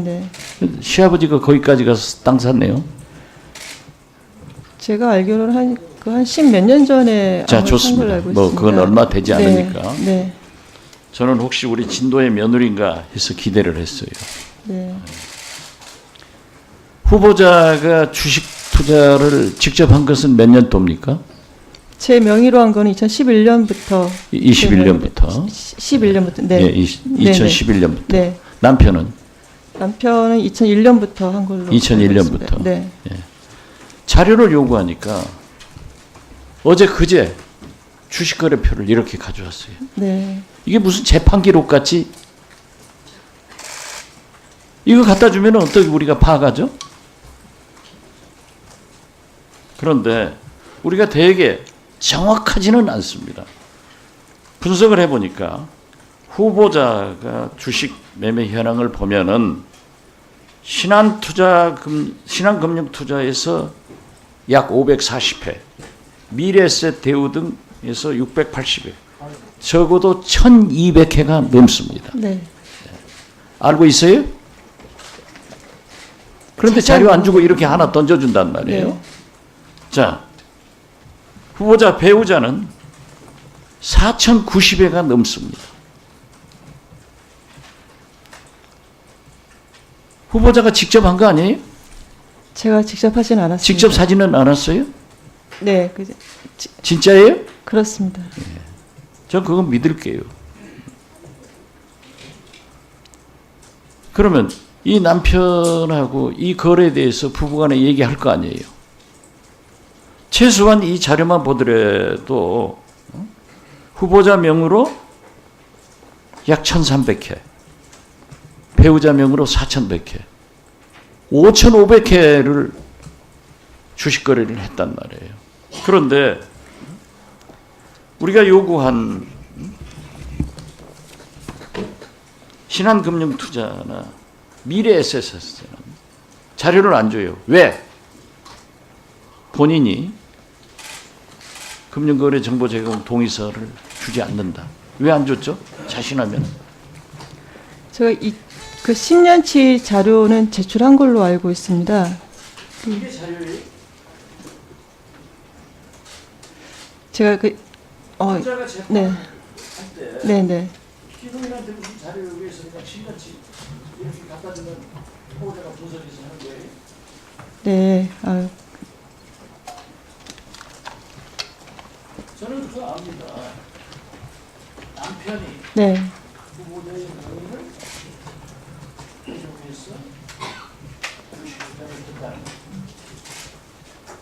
전체적인 두 번째, 네. 주식 거래는 순전히 남편 책임다 해서 한 것. 옳죠? 남편이 결정해서 했습니다. 네. 그러니까 첫째, 다시 물을게요. 네. 남편이 직접 하셨지 본인은 거래한 적 없다. 그 사실 행위를 말씀하시는 거라면 맞습니다. 맞죠? 네. 두 번째, 거래는 남편이 했기 때문에 나는 모른다. 그 내용은 잘 모르고 있습니다. 정확하게 얘기해요. 세 번째, 이테크.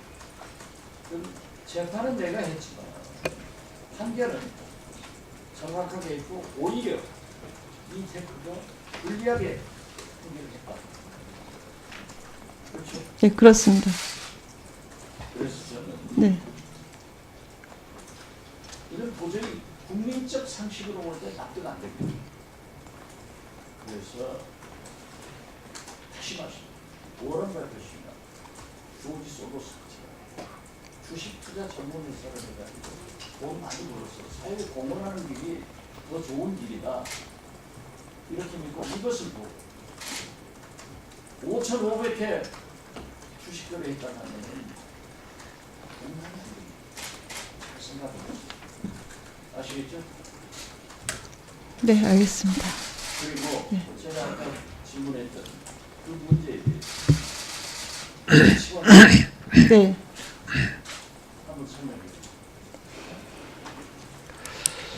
주세요. 명확한 답변을 안 드린 이유는 그 현재 그 관련 사건이 헌법재판소에 계류 중이었기 때문에 그 후보자 입장에서 그 입장을 밝히기 조심스러운 측면이 있었습니다. 그래서 제가 명확한 입장을 밝히지 않았던 것입니다. 이런 되게 관행이 있을 거 아니에요.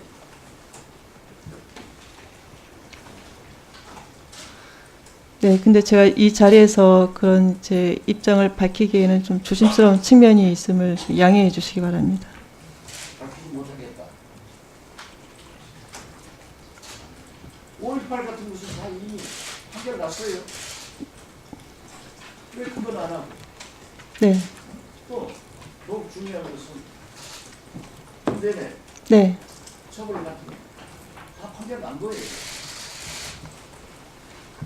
그렇게 일반적인 말씀을 하셔야지 도저히 용납이 안 되는 거예요.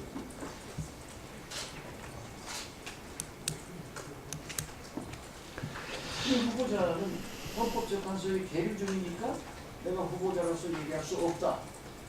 물론 그런 것도 있습니다.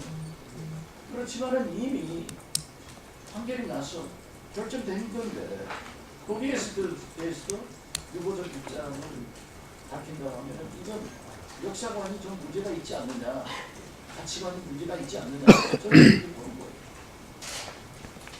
아, 거기에 끄떡거리면 속기록이 안 나온다니까. 네, 그 좀 명확한 답변을 드리지 못한 점 양해해 주시기 바랍니다.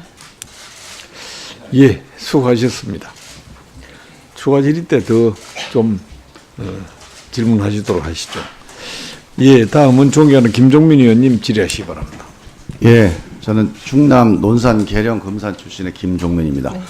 제가 오늘 그 우리 후보자 답변하시는 걸 보면서 간단하게 소감 차원에서 한 말씀 드리면 일단 그 답변을 좀 분명하게 해주시는 게 필요할 것 같습니다.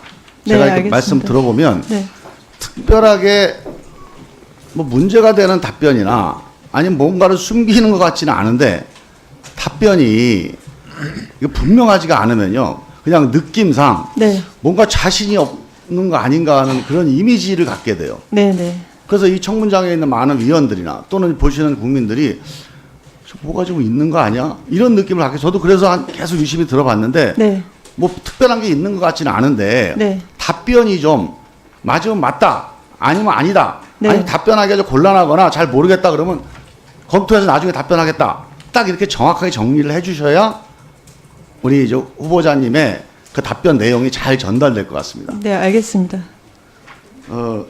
후보자께서 헌법재판관으로 이렇게 이제 그 추천이 되신 이유를 든다면 뭐라고 보세요?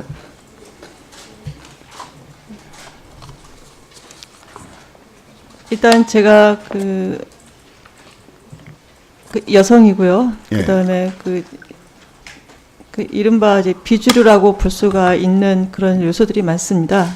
예. 제 개인적인 상황이 그런 점이 또 고려가 되었고, 그리고 제가 노동 관련 사건을 그 연구하고 재판하면서 그 쌓아왔던 그런 것들이 다 반영이 돼서 지명이 되지 않았나 이렇게 생각을 합니다. 예. 그러면 그런 방향으로 어떤 질문이나 쟁점이 형성될 때 좀 후보자께서 갖고 있는 소신을 네. 분명하게 말씀을 해주셔서 네네. 우리 청문위원들이 판단하는데 네. 기준을 좀 네, 알겠습니다. 명확하게 형성해 주시고요. 네. 제가 보기에는 지방대 출신이나 부산대 나오셨죠. 네, 그렇습니다. 그 상당히 중요한 이유 중에 하나였을 거라고 저는 추정을 합니다. 네. 지금 헌법재판관이 9명이 있는데 출신 대학이 어떻게 되는지 모르시죠? 대부분이 다 서울대 출신으로 알고 있습니다. 서울대가 7명, 네. 성균관대 1명, 건국대 1명이었다가 네. 이번에 2분이 바뀝니다. 네. 그 서울대가 7명, 성균관대가 1명, 그리고 후보자가 만약에 적격 판정이 나서 임명이 되면 부산대 1명. 네.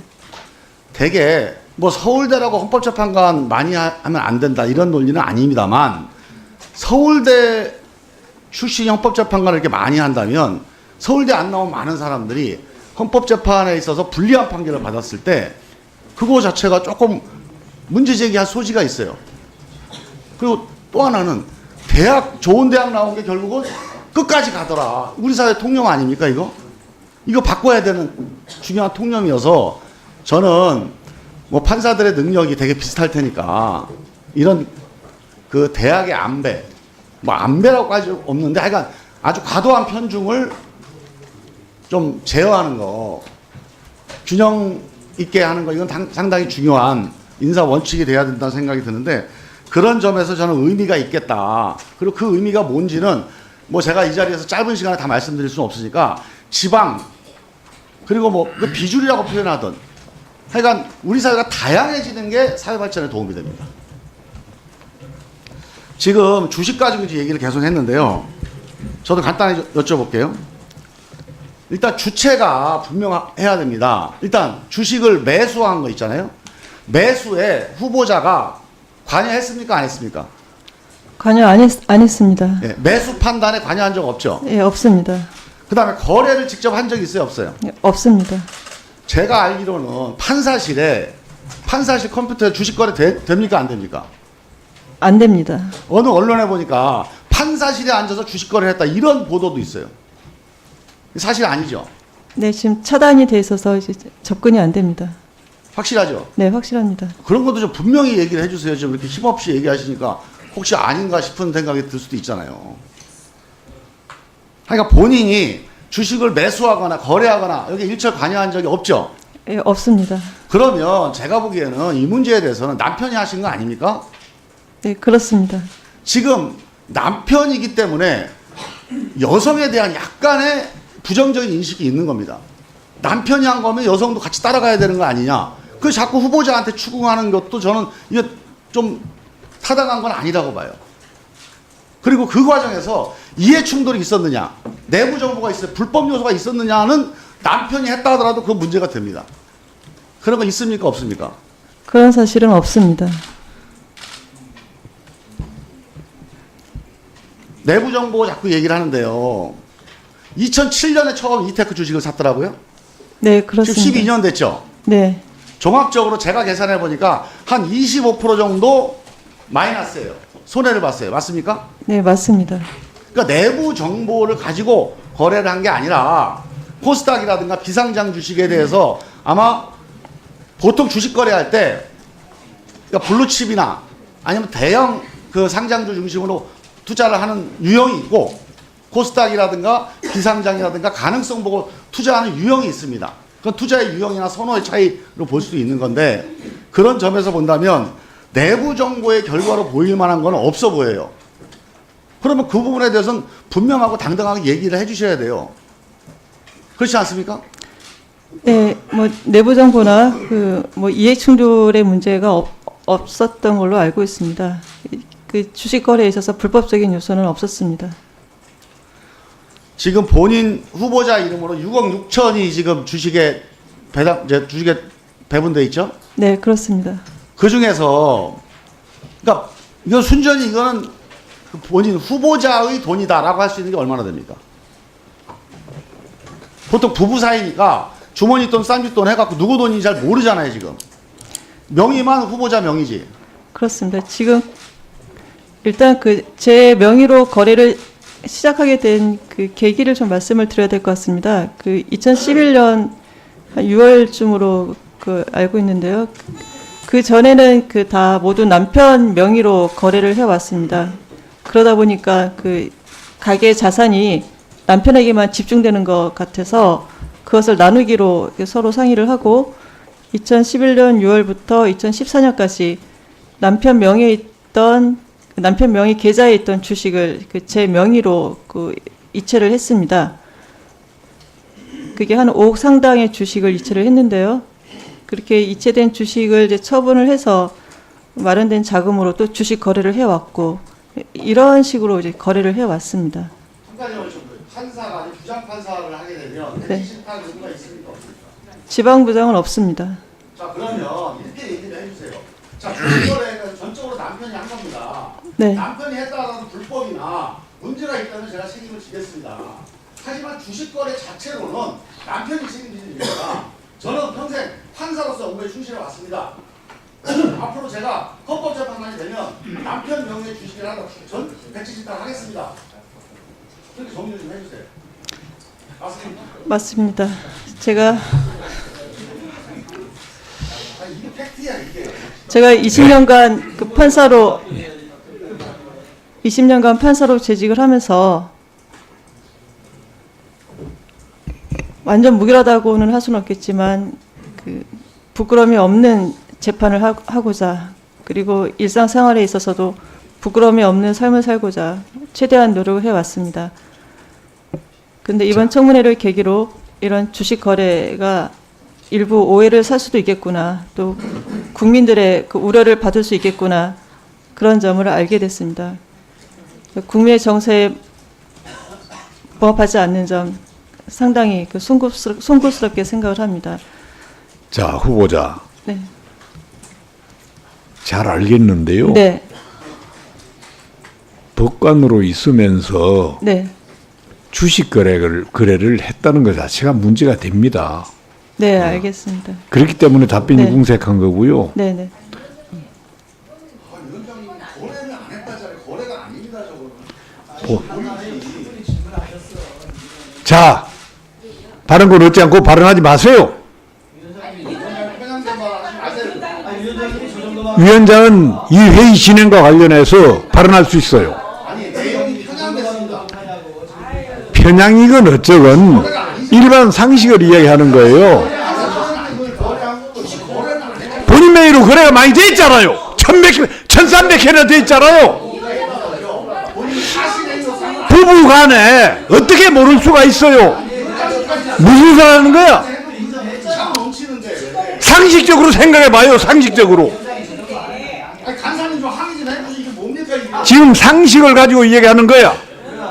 뭐를 사는 부부 간에 어떻게 그런 주식 거래를 많은 거래를 하면서 모르고 지낼 수가 있어요? 어?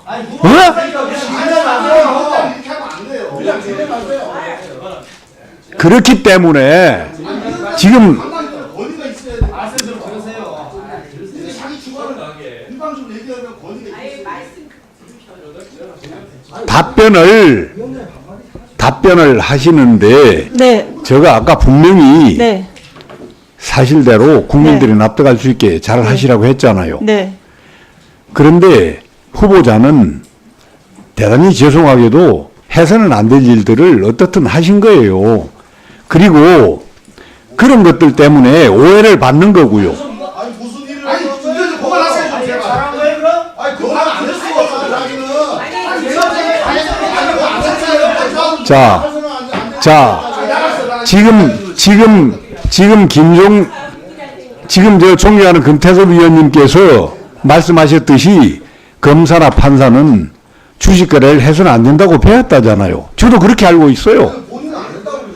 어허, 남편은 판사 재직 중부터 주식 거래를 했고, 그리고 변호사하면서 주식 거래를 했는지 모르지만은 지금 후보자도 거의 1300회의 주식 거래가 있었다고 하는데 그걸 모를 리가 있나요? 상식적으로 생각해 보세요.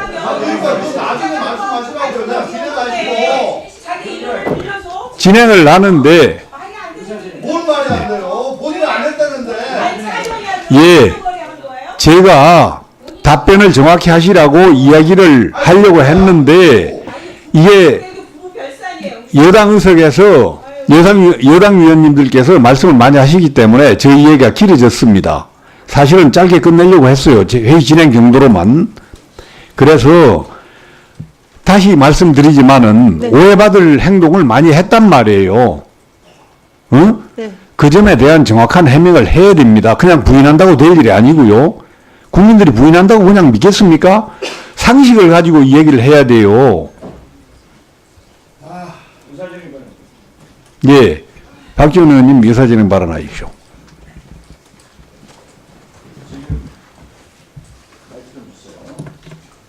지금 위원장께서 지적하신 것은 위원장으로서 당연히 지적하실 것을 했다고 저는 봅니다.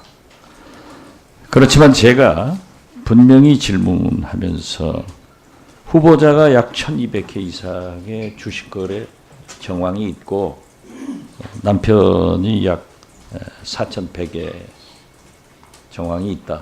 이 자료에 의하면은 직접 했느냐? 라고 하니까 후보자는 분명히 자기는 직접 하지 않았다. 이렇게 답변했는데 지금 위원장께서 후보자가 직접 했다고 하는 것으로 얘기를 하니까 오해가 생긴 것 같아요. 제 질문에 대한 답변이고 저는 물론 이러한 1200회의 문제에 대해서 한번 직접 했는가 추궁해 볼 거예요. 그렇지만 위원장께서 말씀하신 것은 후보자가 마치 직접 한 것으로 답변한 것으로 말씀을 하시니까 오해가 됐으니까 그런 면은 좀 위원장이 좀 잘 감안해 주셨으면 잘 알겠습니다. 잘 알겠고요. 제가 직접 거래를 했지 않느냐라고 물었다면 그것은 잘못된 것이죠. 그렇지만은 저는 후보자가 직접 주식 거래를 했다고 이야기하지는 않았습니다. 주식 거래를 한 걸로 돼 있고 그리고 부부간이니까 남편이 했다 하더라도 부부간이니까 매일 만날 거 아니에요. 그러면 뭐 주식 거래하는 사람 치고 자기 주식 올랐는지 내렸는지 관심 안 갖는 사람이 있습니까? 판사가 주식 거래를 해서는 안 된다는 이유가 거기 있는 거예요. 머릿속에 온통 자기 주식이 올랐는지 내렸는지 이런 것들이 차 있으면 어떻게 재판 업무를 합니까? 자, 조용히 하세요. 저 좀 계세요. 그래서 그런 주식 거래라고 이야기를 한 거고 부부간에는 당연히 이야기가 있었을 것이기 때문에 적어도 후보자가 이런 고위직을 맡으려면 아니 위원장님 부부간에 얘기를 했는지 말았는지 그건 저 위원장이 어떻게 하시고 그걸 갖다 단정을 지세요. 별거 부부입니까? 별거 부부예요? 상식에 맞는 얘기를 하세요. 아니 그 나중에 집에 아시죠 그러면. 부부간에 수도 없는 주식 거래를 하면서 이야기 안 합니까? 그런 관심 없겠어요? 나중에 집에 하세요. 질의하려고 해요. 예, 진행하세요. 지금 진행하는데 자꾸 방해 아니 누가 방해를 합니까 지금? 진행하려고 하는데 말이 많기 때문에 거기에 대한 해명이나 이런 것들로 지금 시간이 길어지고 있다고 제가 이야기했죠. 예? 그만하려고 해요, 저도. 예. 앞으로 답변 정확히 하세요. 상식에 맞는 답변을 하세요. 네, 상식에 맞는 답변을. 사실 있는 그대로 답변을 하겠습니다. 네. 다음은 존경하는 이은재 위원님 질의하시기 바랍니다. 네, 강남병의 이은재 의원입니다. 우선 그 본인이 그 증여세 탈루 후보자 과연 헌법재판관으로 적합한지 제가 여쭤보겠습니다. 후보자, 그 헌법재판관은 누구보다 헌법을 준수하고 수호해야 할 막중한 역할이 주어지는 자리라는 거 알고 계십니까? 네, 알고 있습니다. 네, 그러시죠. 따라서 인사청문회에서 도덕적 흠결 혹은 실증법 위반 의혹이 제기되는 것만으로도 그 자리에서 물러나는 것이 맞다고 보는데 그렇게 하시겠습니까? 저에 대한 의혹이 합리적인 근거가 있는 의혹이라면 제가 깊이 검토를 하겠습니다. 마땅히 그만두셔야 되겠죠. 자, 후보자는 세금 탈루 의혹, 이게 굉장히 중요한 국민의 의무를 제대로 지키질 않았습니다. 지난달 28일 자녀가 이제 2분인데 28일 자녀 증여세 탈루 의혹이 언론에 보도가 되니까 29일에 부랴부랴 책임 회피를 목적으로 둘째 그 미성년 자녀에 대해서 증여세 240만 원을 납부한 거 맞습니까? 네, 그 증여세를 납부한 사실은 맞습니다. 네. 그런데 그 지금 뭐 하실 말씀 있으세요? 그거 관련해서 증여세를 납부하는 시점이 언제라고 보십니까? 그 2019년 3월 28일자로 아니. 증여를 네. 하면 증여세를 납부하는 시점이 언제까지죠? 제가 만약에 네. 저희 집 애한테 네. 돈을 2천만 원을 줬다. 네. 그러면 오늘 날짜로 주면 언제까지 내야 되는 겁니까? 증여세 신고 기한 내에 증여세 신고 기한이 얼마예요? 증여일로부터 3개월로 제가 3개월이죠? 알고 있습니다. 네. 근데 이거 28일 날, 29일 날 내신 거는 3개월 아니죠? 그렇죠? 그다음 문제는 상속세, 증여세 법에 따라서 증여 후에 3개월 이내에 증여세를 자진 납부하도록 되어 있는데 이것은 둘째 자녀에 대해서 엄연하게 증여세법을 위반하신 겁니다. 또 그 큰 장녀 99년생인데 지금 저희한테 답변이 온 것이 성인으로 증여액이 공제상한 5천만 원이 넘지 않아서 증여세를 납부하지 않았다. 이렇게 답변이 왔습니다. 그런데 이미 2015년 고등학교 1학년 때 이미 증여액이 얼마였냐? 2,700만 원이었습니다. 그러면 지금 둘째는 2천만 원이 넘었다고 증여세를 냈고 그다음에 그 당시 이미 2,700만 원이 넘었는데 그때는 여기까지 안 냈어요. 그리고 답변은 5천만 원, 장녀가 5천만 원이 되지 않았기 때문에 증여세를 내지 않았다. 이게 판사의 논리입니까? 이게 판사의 논리입니까? 답변 한번 해보세요.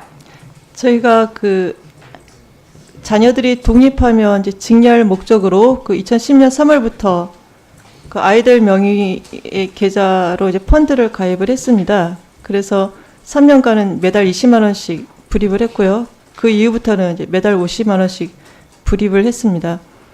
그러니까 이번에 그 증여세 문제가 제기가 돼서 그 세무사하고 상담을 했습니다. 그 상담 결과 일단 처음 그 계좌를 개설한 목적이 나중에 자녀가 독립할 때 증여할 목적으로 개설을 했고 그 배우자가 그 계좌를 전적으로 관리를 했고 그 자녀들이 그 계좌에 접근할 수 있는 권한이 전혀 없는 점 이런 점을 이유로 그 현재 시점에서 자 그러면은요, 네, 제가 말씀 이해 충분히 하겠습니다.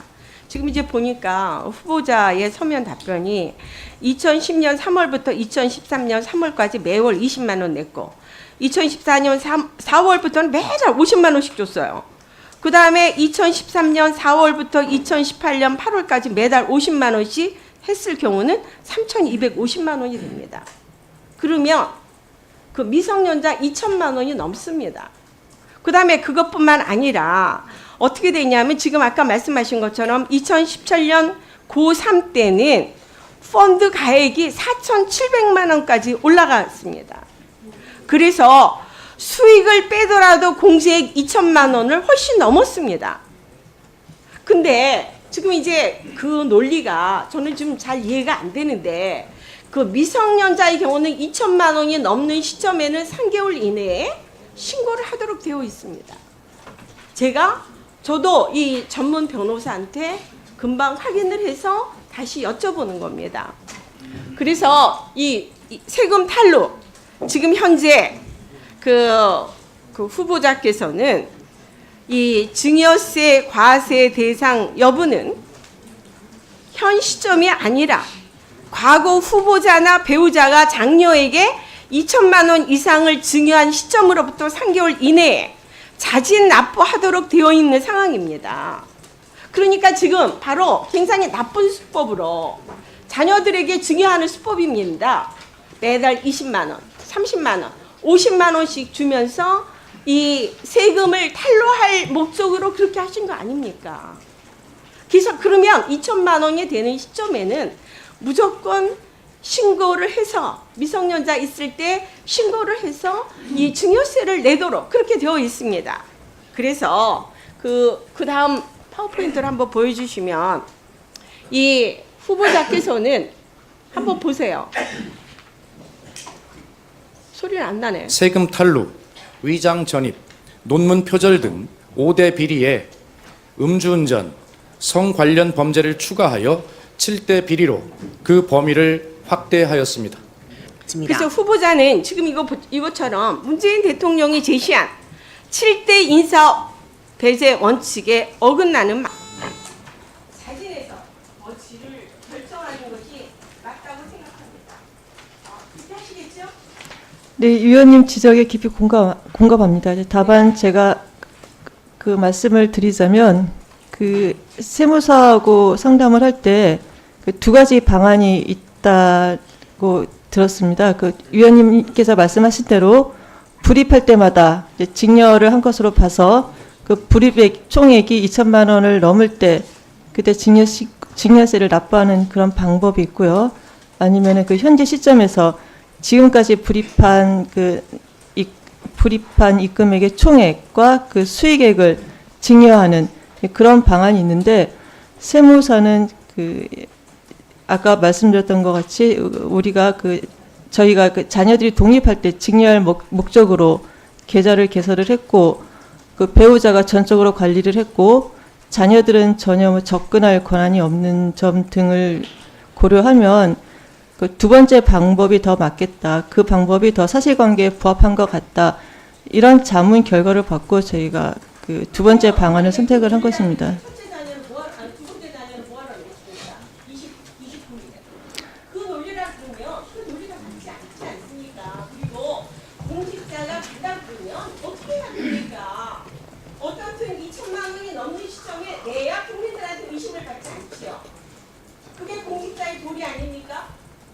네, 위원님. 이 부분에 대해서는 세금 탈루로밖에 판단할 수밖에 없습니다. 이상입니다. 예, 답변하실 게 있나요? 다 됐습니다. 예, 김도부 의원님 자료 요청하시죠. 자료 요구 겸 의사진행 발언 좀 하겠습니다. 조금 전에 위원장님께서 몇 말씀 하셨는데, 여당 의원님들께서 그런 말씀조차도 못하게 했습니다. 그러나 국민들이 볼 때는 충분히 그런 말씀을 할 수 있다고 봅니다. 왜냐? 본인이 직접 했든 아니든 본인은 고위법관이고 대한민국 헌법재판소 재판관이 되겠다고 나선 분입니다. 책임이 있는 것입니다. 일반 국민들 개미 투자자들이 부부가 35억 상당의 주식을 보유하고 있다? 국민 정서상 안 맞는 거예요. 예? 그런 부분에 있어서 적어도 남편이 그런 행위를 하더라도 부인이 법관으로 있으면서 차명이든 어떻든 그 명의를 쓰게끔 하면 안 된다. 또 일반 주식 투자자들이 잘 모르는 이테크라든지 뭐 OCI라든지 삼광글라스라든지 이런데 핀셋으로 꼭 집어서 35억을 넣고 있는 거예요. 하필이면 또 고위법관인 부인의 이름을 후보자의 말대로라면 차명을 한 거예요.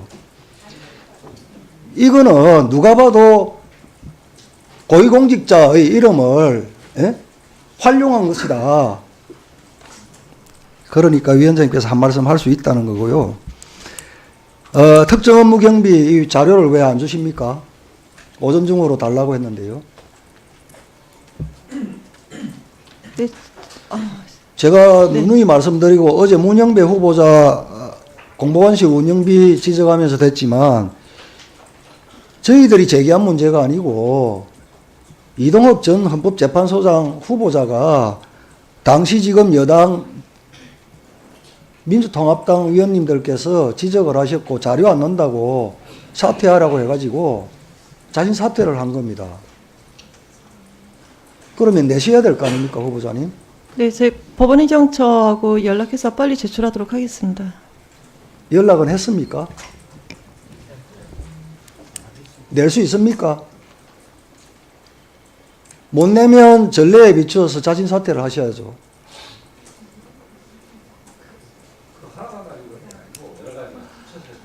아니 이준석 의원님 제가 발언 좀 할게요. 예?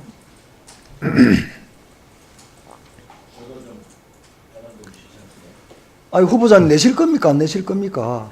네, 제출하도록 하겠습니다. 지금 예. 어떻게 진행이 되는지 제가 알 수가 없는데요. 제출한다고 하셨죠? 네, 제출하도록 하겠습니다. 그 뒤에 배석하신 분들 자료 제출 관련해서 뭐 할 얘기 있습니까? 낼 수 있어요? 법원에서 답변을 받아서 별도로 김도우 의원께 바로 오전 중에 바로 설명드리도록 하겠습니다. 예. 빨리 갖다 드리도록 하세요. 점심시간 중이라도.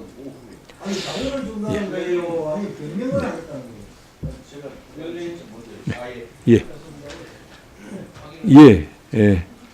자료 제출 빨리 해 주시고요. 총회는 박지원 의원님 말씀하세요. 지금 위원장께서 자료 제출을 오전까지 해달라. 네. 그리고 후보자는 약속을 했고 뒤에 배석하신 분들도 약속했는데 이제 제 시계로 보면은 오전이 막 지나고 있습니다. 네. 무슨 말씀인지 알겠죠? 네, 네. 자료 제출을 하세요. 네, 빨리 제출하도록 하겠습니다. 그리고 한국당원이 지적을 하니까 저도 말씀을 드리는데 명확하게 답변을 하세요. 네. 제가 의혹을 제기한 것에 대해서 네. 후보가 자신 있게 답변을 해야 돼요.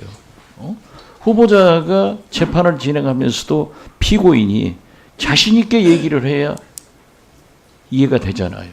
네. 그래서 그렇습니다. 첫째, 네. 주식 보유 35억은 많다. 그렇지만은 이것은 남편이 한 것이다. 두 번째, 본인은 거래든 어떠한 것도 모르고 관계없다. 세 번째, 이테크 등 재판을 하면서 주식 거래와 관계없이 재판을 했고 오히려 불리한 판결을 했고 특히 25% 주식이 손해를 보았다. 이게 세 가지 아니에요? 네, 맞습니다. 그런데 이 문제를 저도 납득이 안 가요. 제가 질문했는데도 납득이 안 가요. 그러니까 정확하게 답변을 하시는 것이 네. 좋다. 네. 그것을 이 원장님이 말씀하시는 거예요. 네, 알겠습니다. 네. 감사합니다. 예. 먼저 다음으로 존경하는 표창원 의원님 말씀하세요. 네, 존경하는 위원장님, 저는 어제 오늘 계속 제기되는 여러 문제에 대해서 상당 부분 내용에 공감을 합니다. 다만 제가 거듭해서 의사진행 발언에서 말씀드리고 싶은 것은 물론 지금 당장의 우리 국회의 관행이 일부의 바뀌기라고 기대하진 않습니다. 하지만 저는 우리 국회가 스스로가 입법기관으로서 법을 지키지 않고 절차를 지키지 않는다면 후보자든 또는 장차관이든 누구에게든 법이나 규정 절차 위반을 지적할 그런 정당성이 상당히 훼손된다고 생각을 합니다. 그래서 어제도 인사청문회법 제8조에 의하면 증인을 요청하려면 반드시 5일 전까지 그 요청이 송달이 되어야 하는데 그 즉석에서 증인을 신청하는 모습을 우리들이 보여주었고요. 그리고 인사청문회법 제12조에 보면 자료 제출 요구는 반드시 국가기관, 지방자치단체 혹은 관련 기관을 향해서 하도록 되어 있습니다. 그런데 우리는 거듭해서 후보자 본인에게 본질이 하듯이 자료 제출에 대한 일문일답을 하고 있습니다. 그건 저는 명백한 국회법 그리고 인사청문회법 위반이라고 생각을 합니다. 분명히 타당하고 분명히 내용에 의미가 있는 것임에도 불구하고 우리가 그러한 절차와 법을 위반한다면 사실 국회가 입법기관으로서의 권위, 권능, 그리고 후보자나 또는 행정부의 가교인이나 사법부 가교인에게 문제를 지적할 그런 정당성이 많이 훼손된다는 생각이 들어서 거듭 위원장님께 우리가 한번 조금 그 절차를 지키자는 말씀을 꼭 드리고 싶습니다. 그래서 위원장님을 통해서 자료 제출을 요구하고 위원장님께서 정리해서 자료 제출을 후보자나 관련 기관에게 요청하는 그런 형식을 취해 주실 것을 다시 한번 명확하게 좀 부탁드리고 싶습니다. 맞는 말씀이고요. 그렇지만 이제 후보자께서 미리 절차를 밟아서 자료 제출 요구를 했는데도 제출이 안 되고 있기 때문에 이 자리에서 거듭 제출 요구를 하는 것 같고요.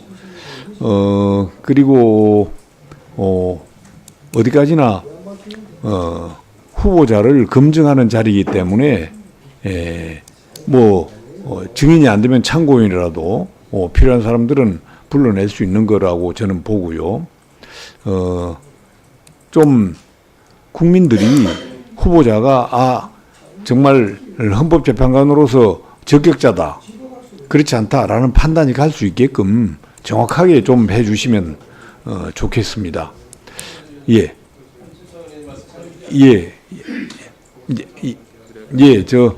다음 주광덕 의원님 말씀하십시오. 그 표창원 의원님 말씀을 잘 들었지만 제가 아까 자료 제출 요구를 위원장께 하면서 4월 4일 날 오전 4월 5일 날 오후 3시 50분에 받은 자료조차도 4월 9일 날 밤 10시가 넘어서 줍니다. 그러니까 이 후보자가 국회법의 절차에 따르지 않고 자료 제출을 이 고의적으로 제출하지 않으면서 이 인사검증을 방해하고 있다라는 이런 의혹을 강하게 우리 청문위원이 들 수밖에 없어요. 제가 오늘도 위원장님한테 제출한 게 이제 오전 내에 제출해달라 그랬는데 이 오전이 다 갔고 본인이 전화로 신청만 하면 팩스로도 바로 받아볼 수 있다라고 금감원에서 확인했기 때문에 제가 아까 위원장님께 강력히 촉구해달라는 그 종목별 매매 손익 내역하고 계좌 원장의 상세분 그 자료를 점심시간이라도 후보자께서 바로 전화로 신청을 해서 그 자료를 받으신 다음에 그 오후 질의가 시작되기 전에 그 자료를 본위원한테 제출해 줄 것을 위원장님께서 강력히 후보자한테 촉구해 주시기 바랍니다.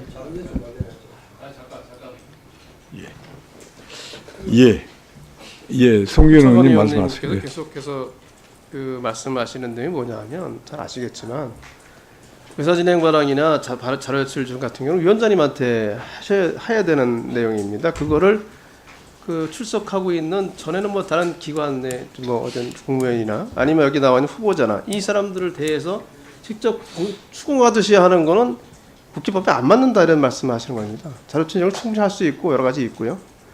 또 금방 얘기한 것 같은 우리 김동호 의원님 말씀하신 것 같은 특정 업무경비인가 그 부분에 관한 자료는 법원에서 제출해야 되는 것이지 이 후보자가 제출해야 되는 게 아니라는 말씀이거든요. 아니 분명히 그거는 얘기잖아요. 예? 그걸 왜 후보자한테 대고 직접 그 의사진행 발언을 왜 후보자나 저희 전에 같은데 국무위원석에 앉은 사람을 보고 호통치듯이 추궁하시 얘기하는 이런 말씀이거든요.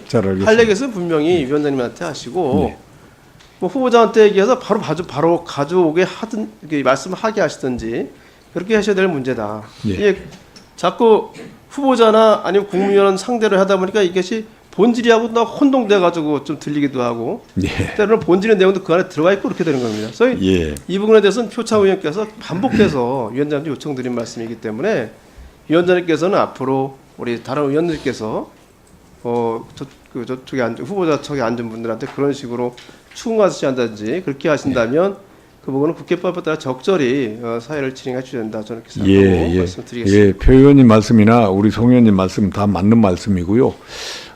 다만 자료 제출을 기관에 하는 것은 맞지만은 결국 그 자료가 오지 아니하면 이 자리에서 후보자에게 그 자료 제출을 촉구하는데 그게 다 그 해당 위원님께서 후보자에게 촉구하는 거나 위원장에게 이야기해서 위원장이 촉구하는 거나 뭐 거의 비슷한 관례로 진행이 되어 온 것 같습니다. 그래서 그 위원님들께서 또 직접 이제 후보자에게 그런 걸 요청하는 것처럼 보일 수도 있고요.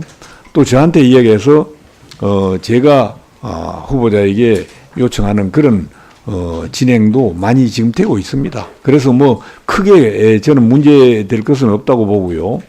어떻든 뭐 위원님들이 요구하신 자료를 좀 위원님들이 해당 기관 뭐 예컨대 법원이나 이런 데 직접 전화하거나 뭐 어떻게 할 수는 없지 않아요. 결국 이제 후보자님께서 법원에 계시니까 법원에 연락을 해서 자료가 좀 빨리 제출될 수 있게끔 협조를 부탁드리는 걸로 받아들이면 될 것 같습니다. 그렇게 해주시겠죠? 네, 알겠습니다. 예, 김 의원님 말씀하세요. 자료를 청문회 준비하는 위원들에게 제때 충실하게 제출해 주시면 저희들이 왜 여기서 자료 제출 안 한다고 후보자든 위원장이든 저희들이 뭐라고 말씀드리겠습니까? 제출 안 하는 후보자한테 여당에서 나무래 주셔야지. 예? 자료 제출 요구하는 위원들을 나무라는 이게 지금 국회의 기능을 제대로 하겠다는 겁니까?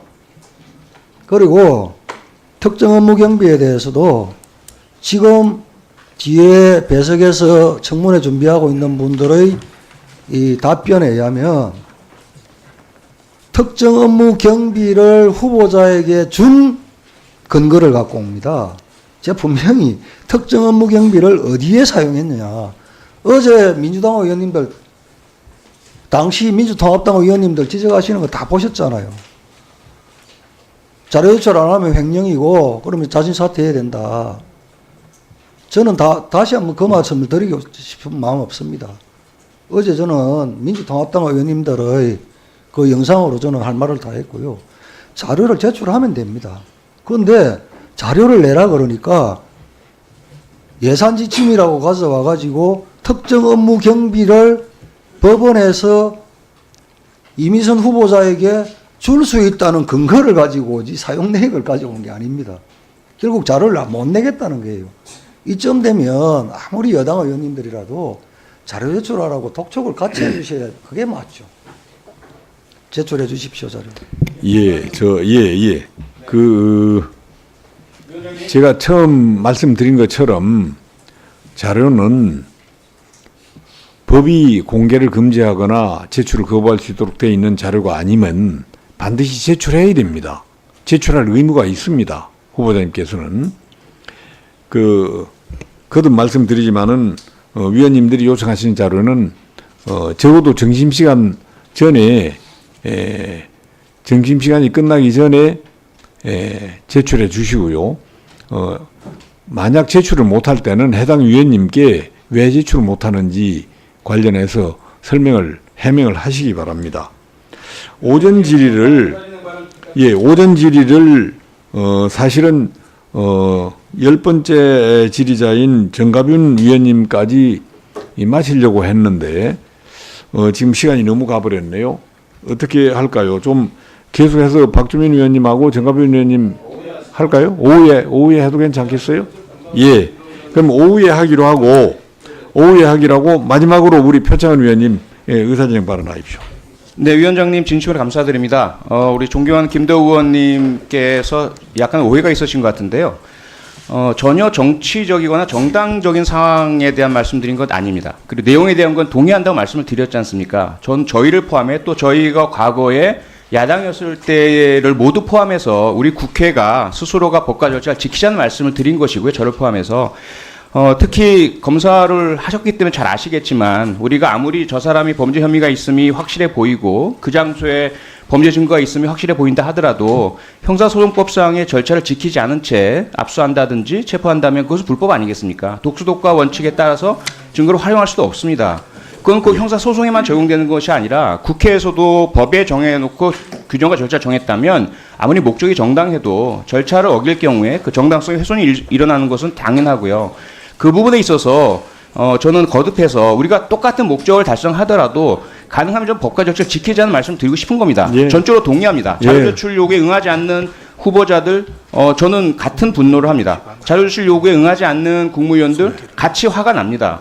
다만 우리 스스로가 국회법에 정한 절차를 지키면서 그리고 위원장님이 계시고 간사가 계시고 각 위원들의 역할이 있으니까 이걸 지키면서 하자는 말씀이니까요. 그분에 결코 오해가 없었으면 감사드리겠고 내용에 대해서 전혀 문제 삼지 않았다는 거 다시 한번 확실히 말씀드리고 절차를 준수하면서 같은 목적을 달성하자는 말씀 다시 한번 드리겠습니다. 감사합니다. 예.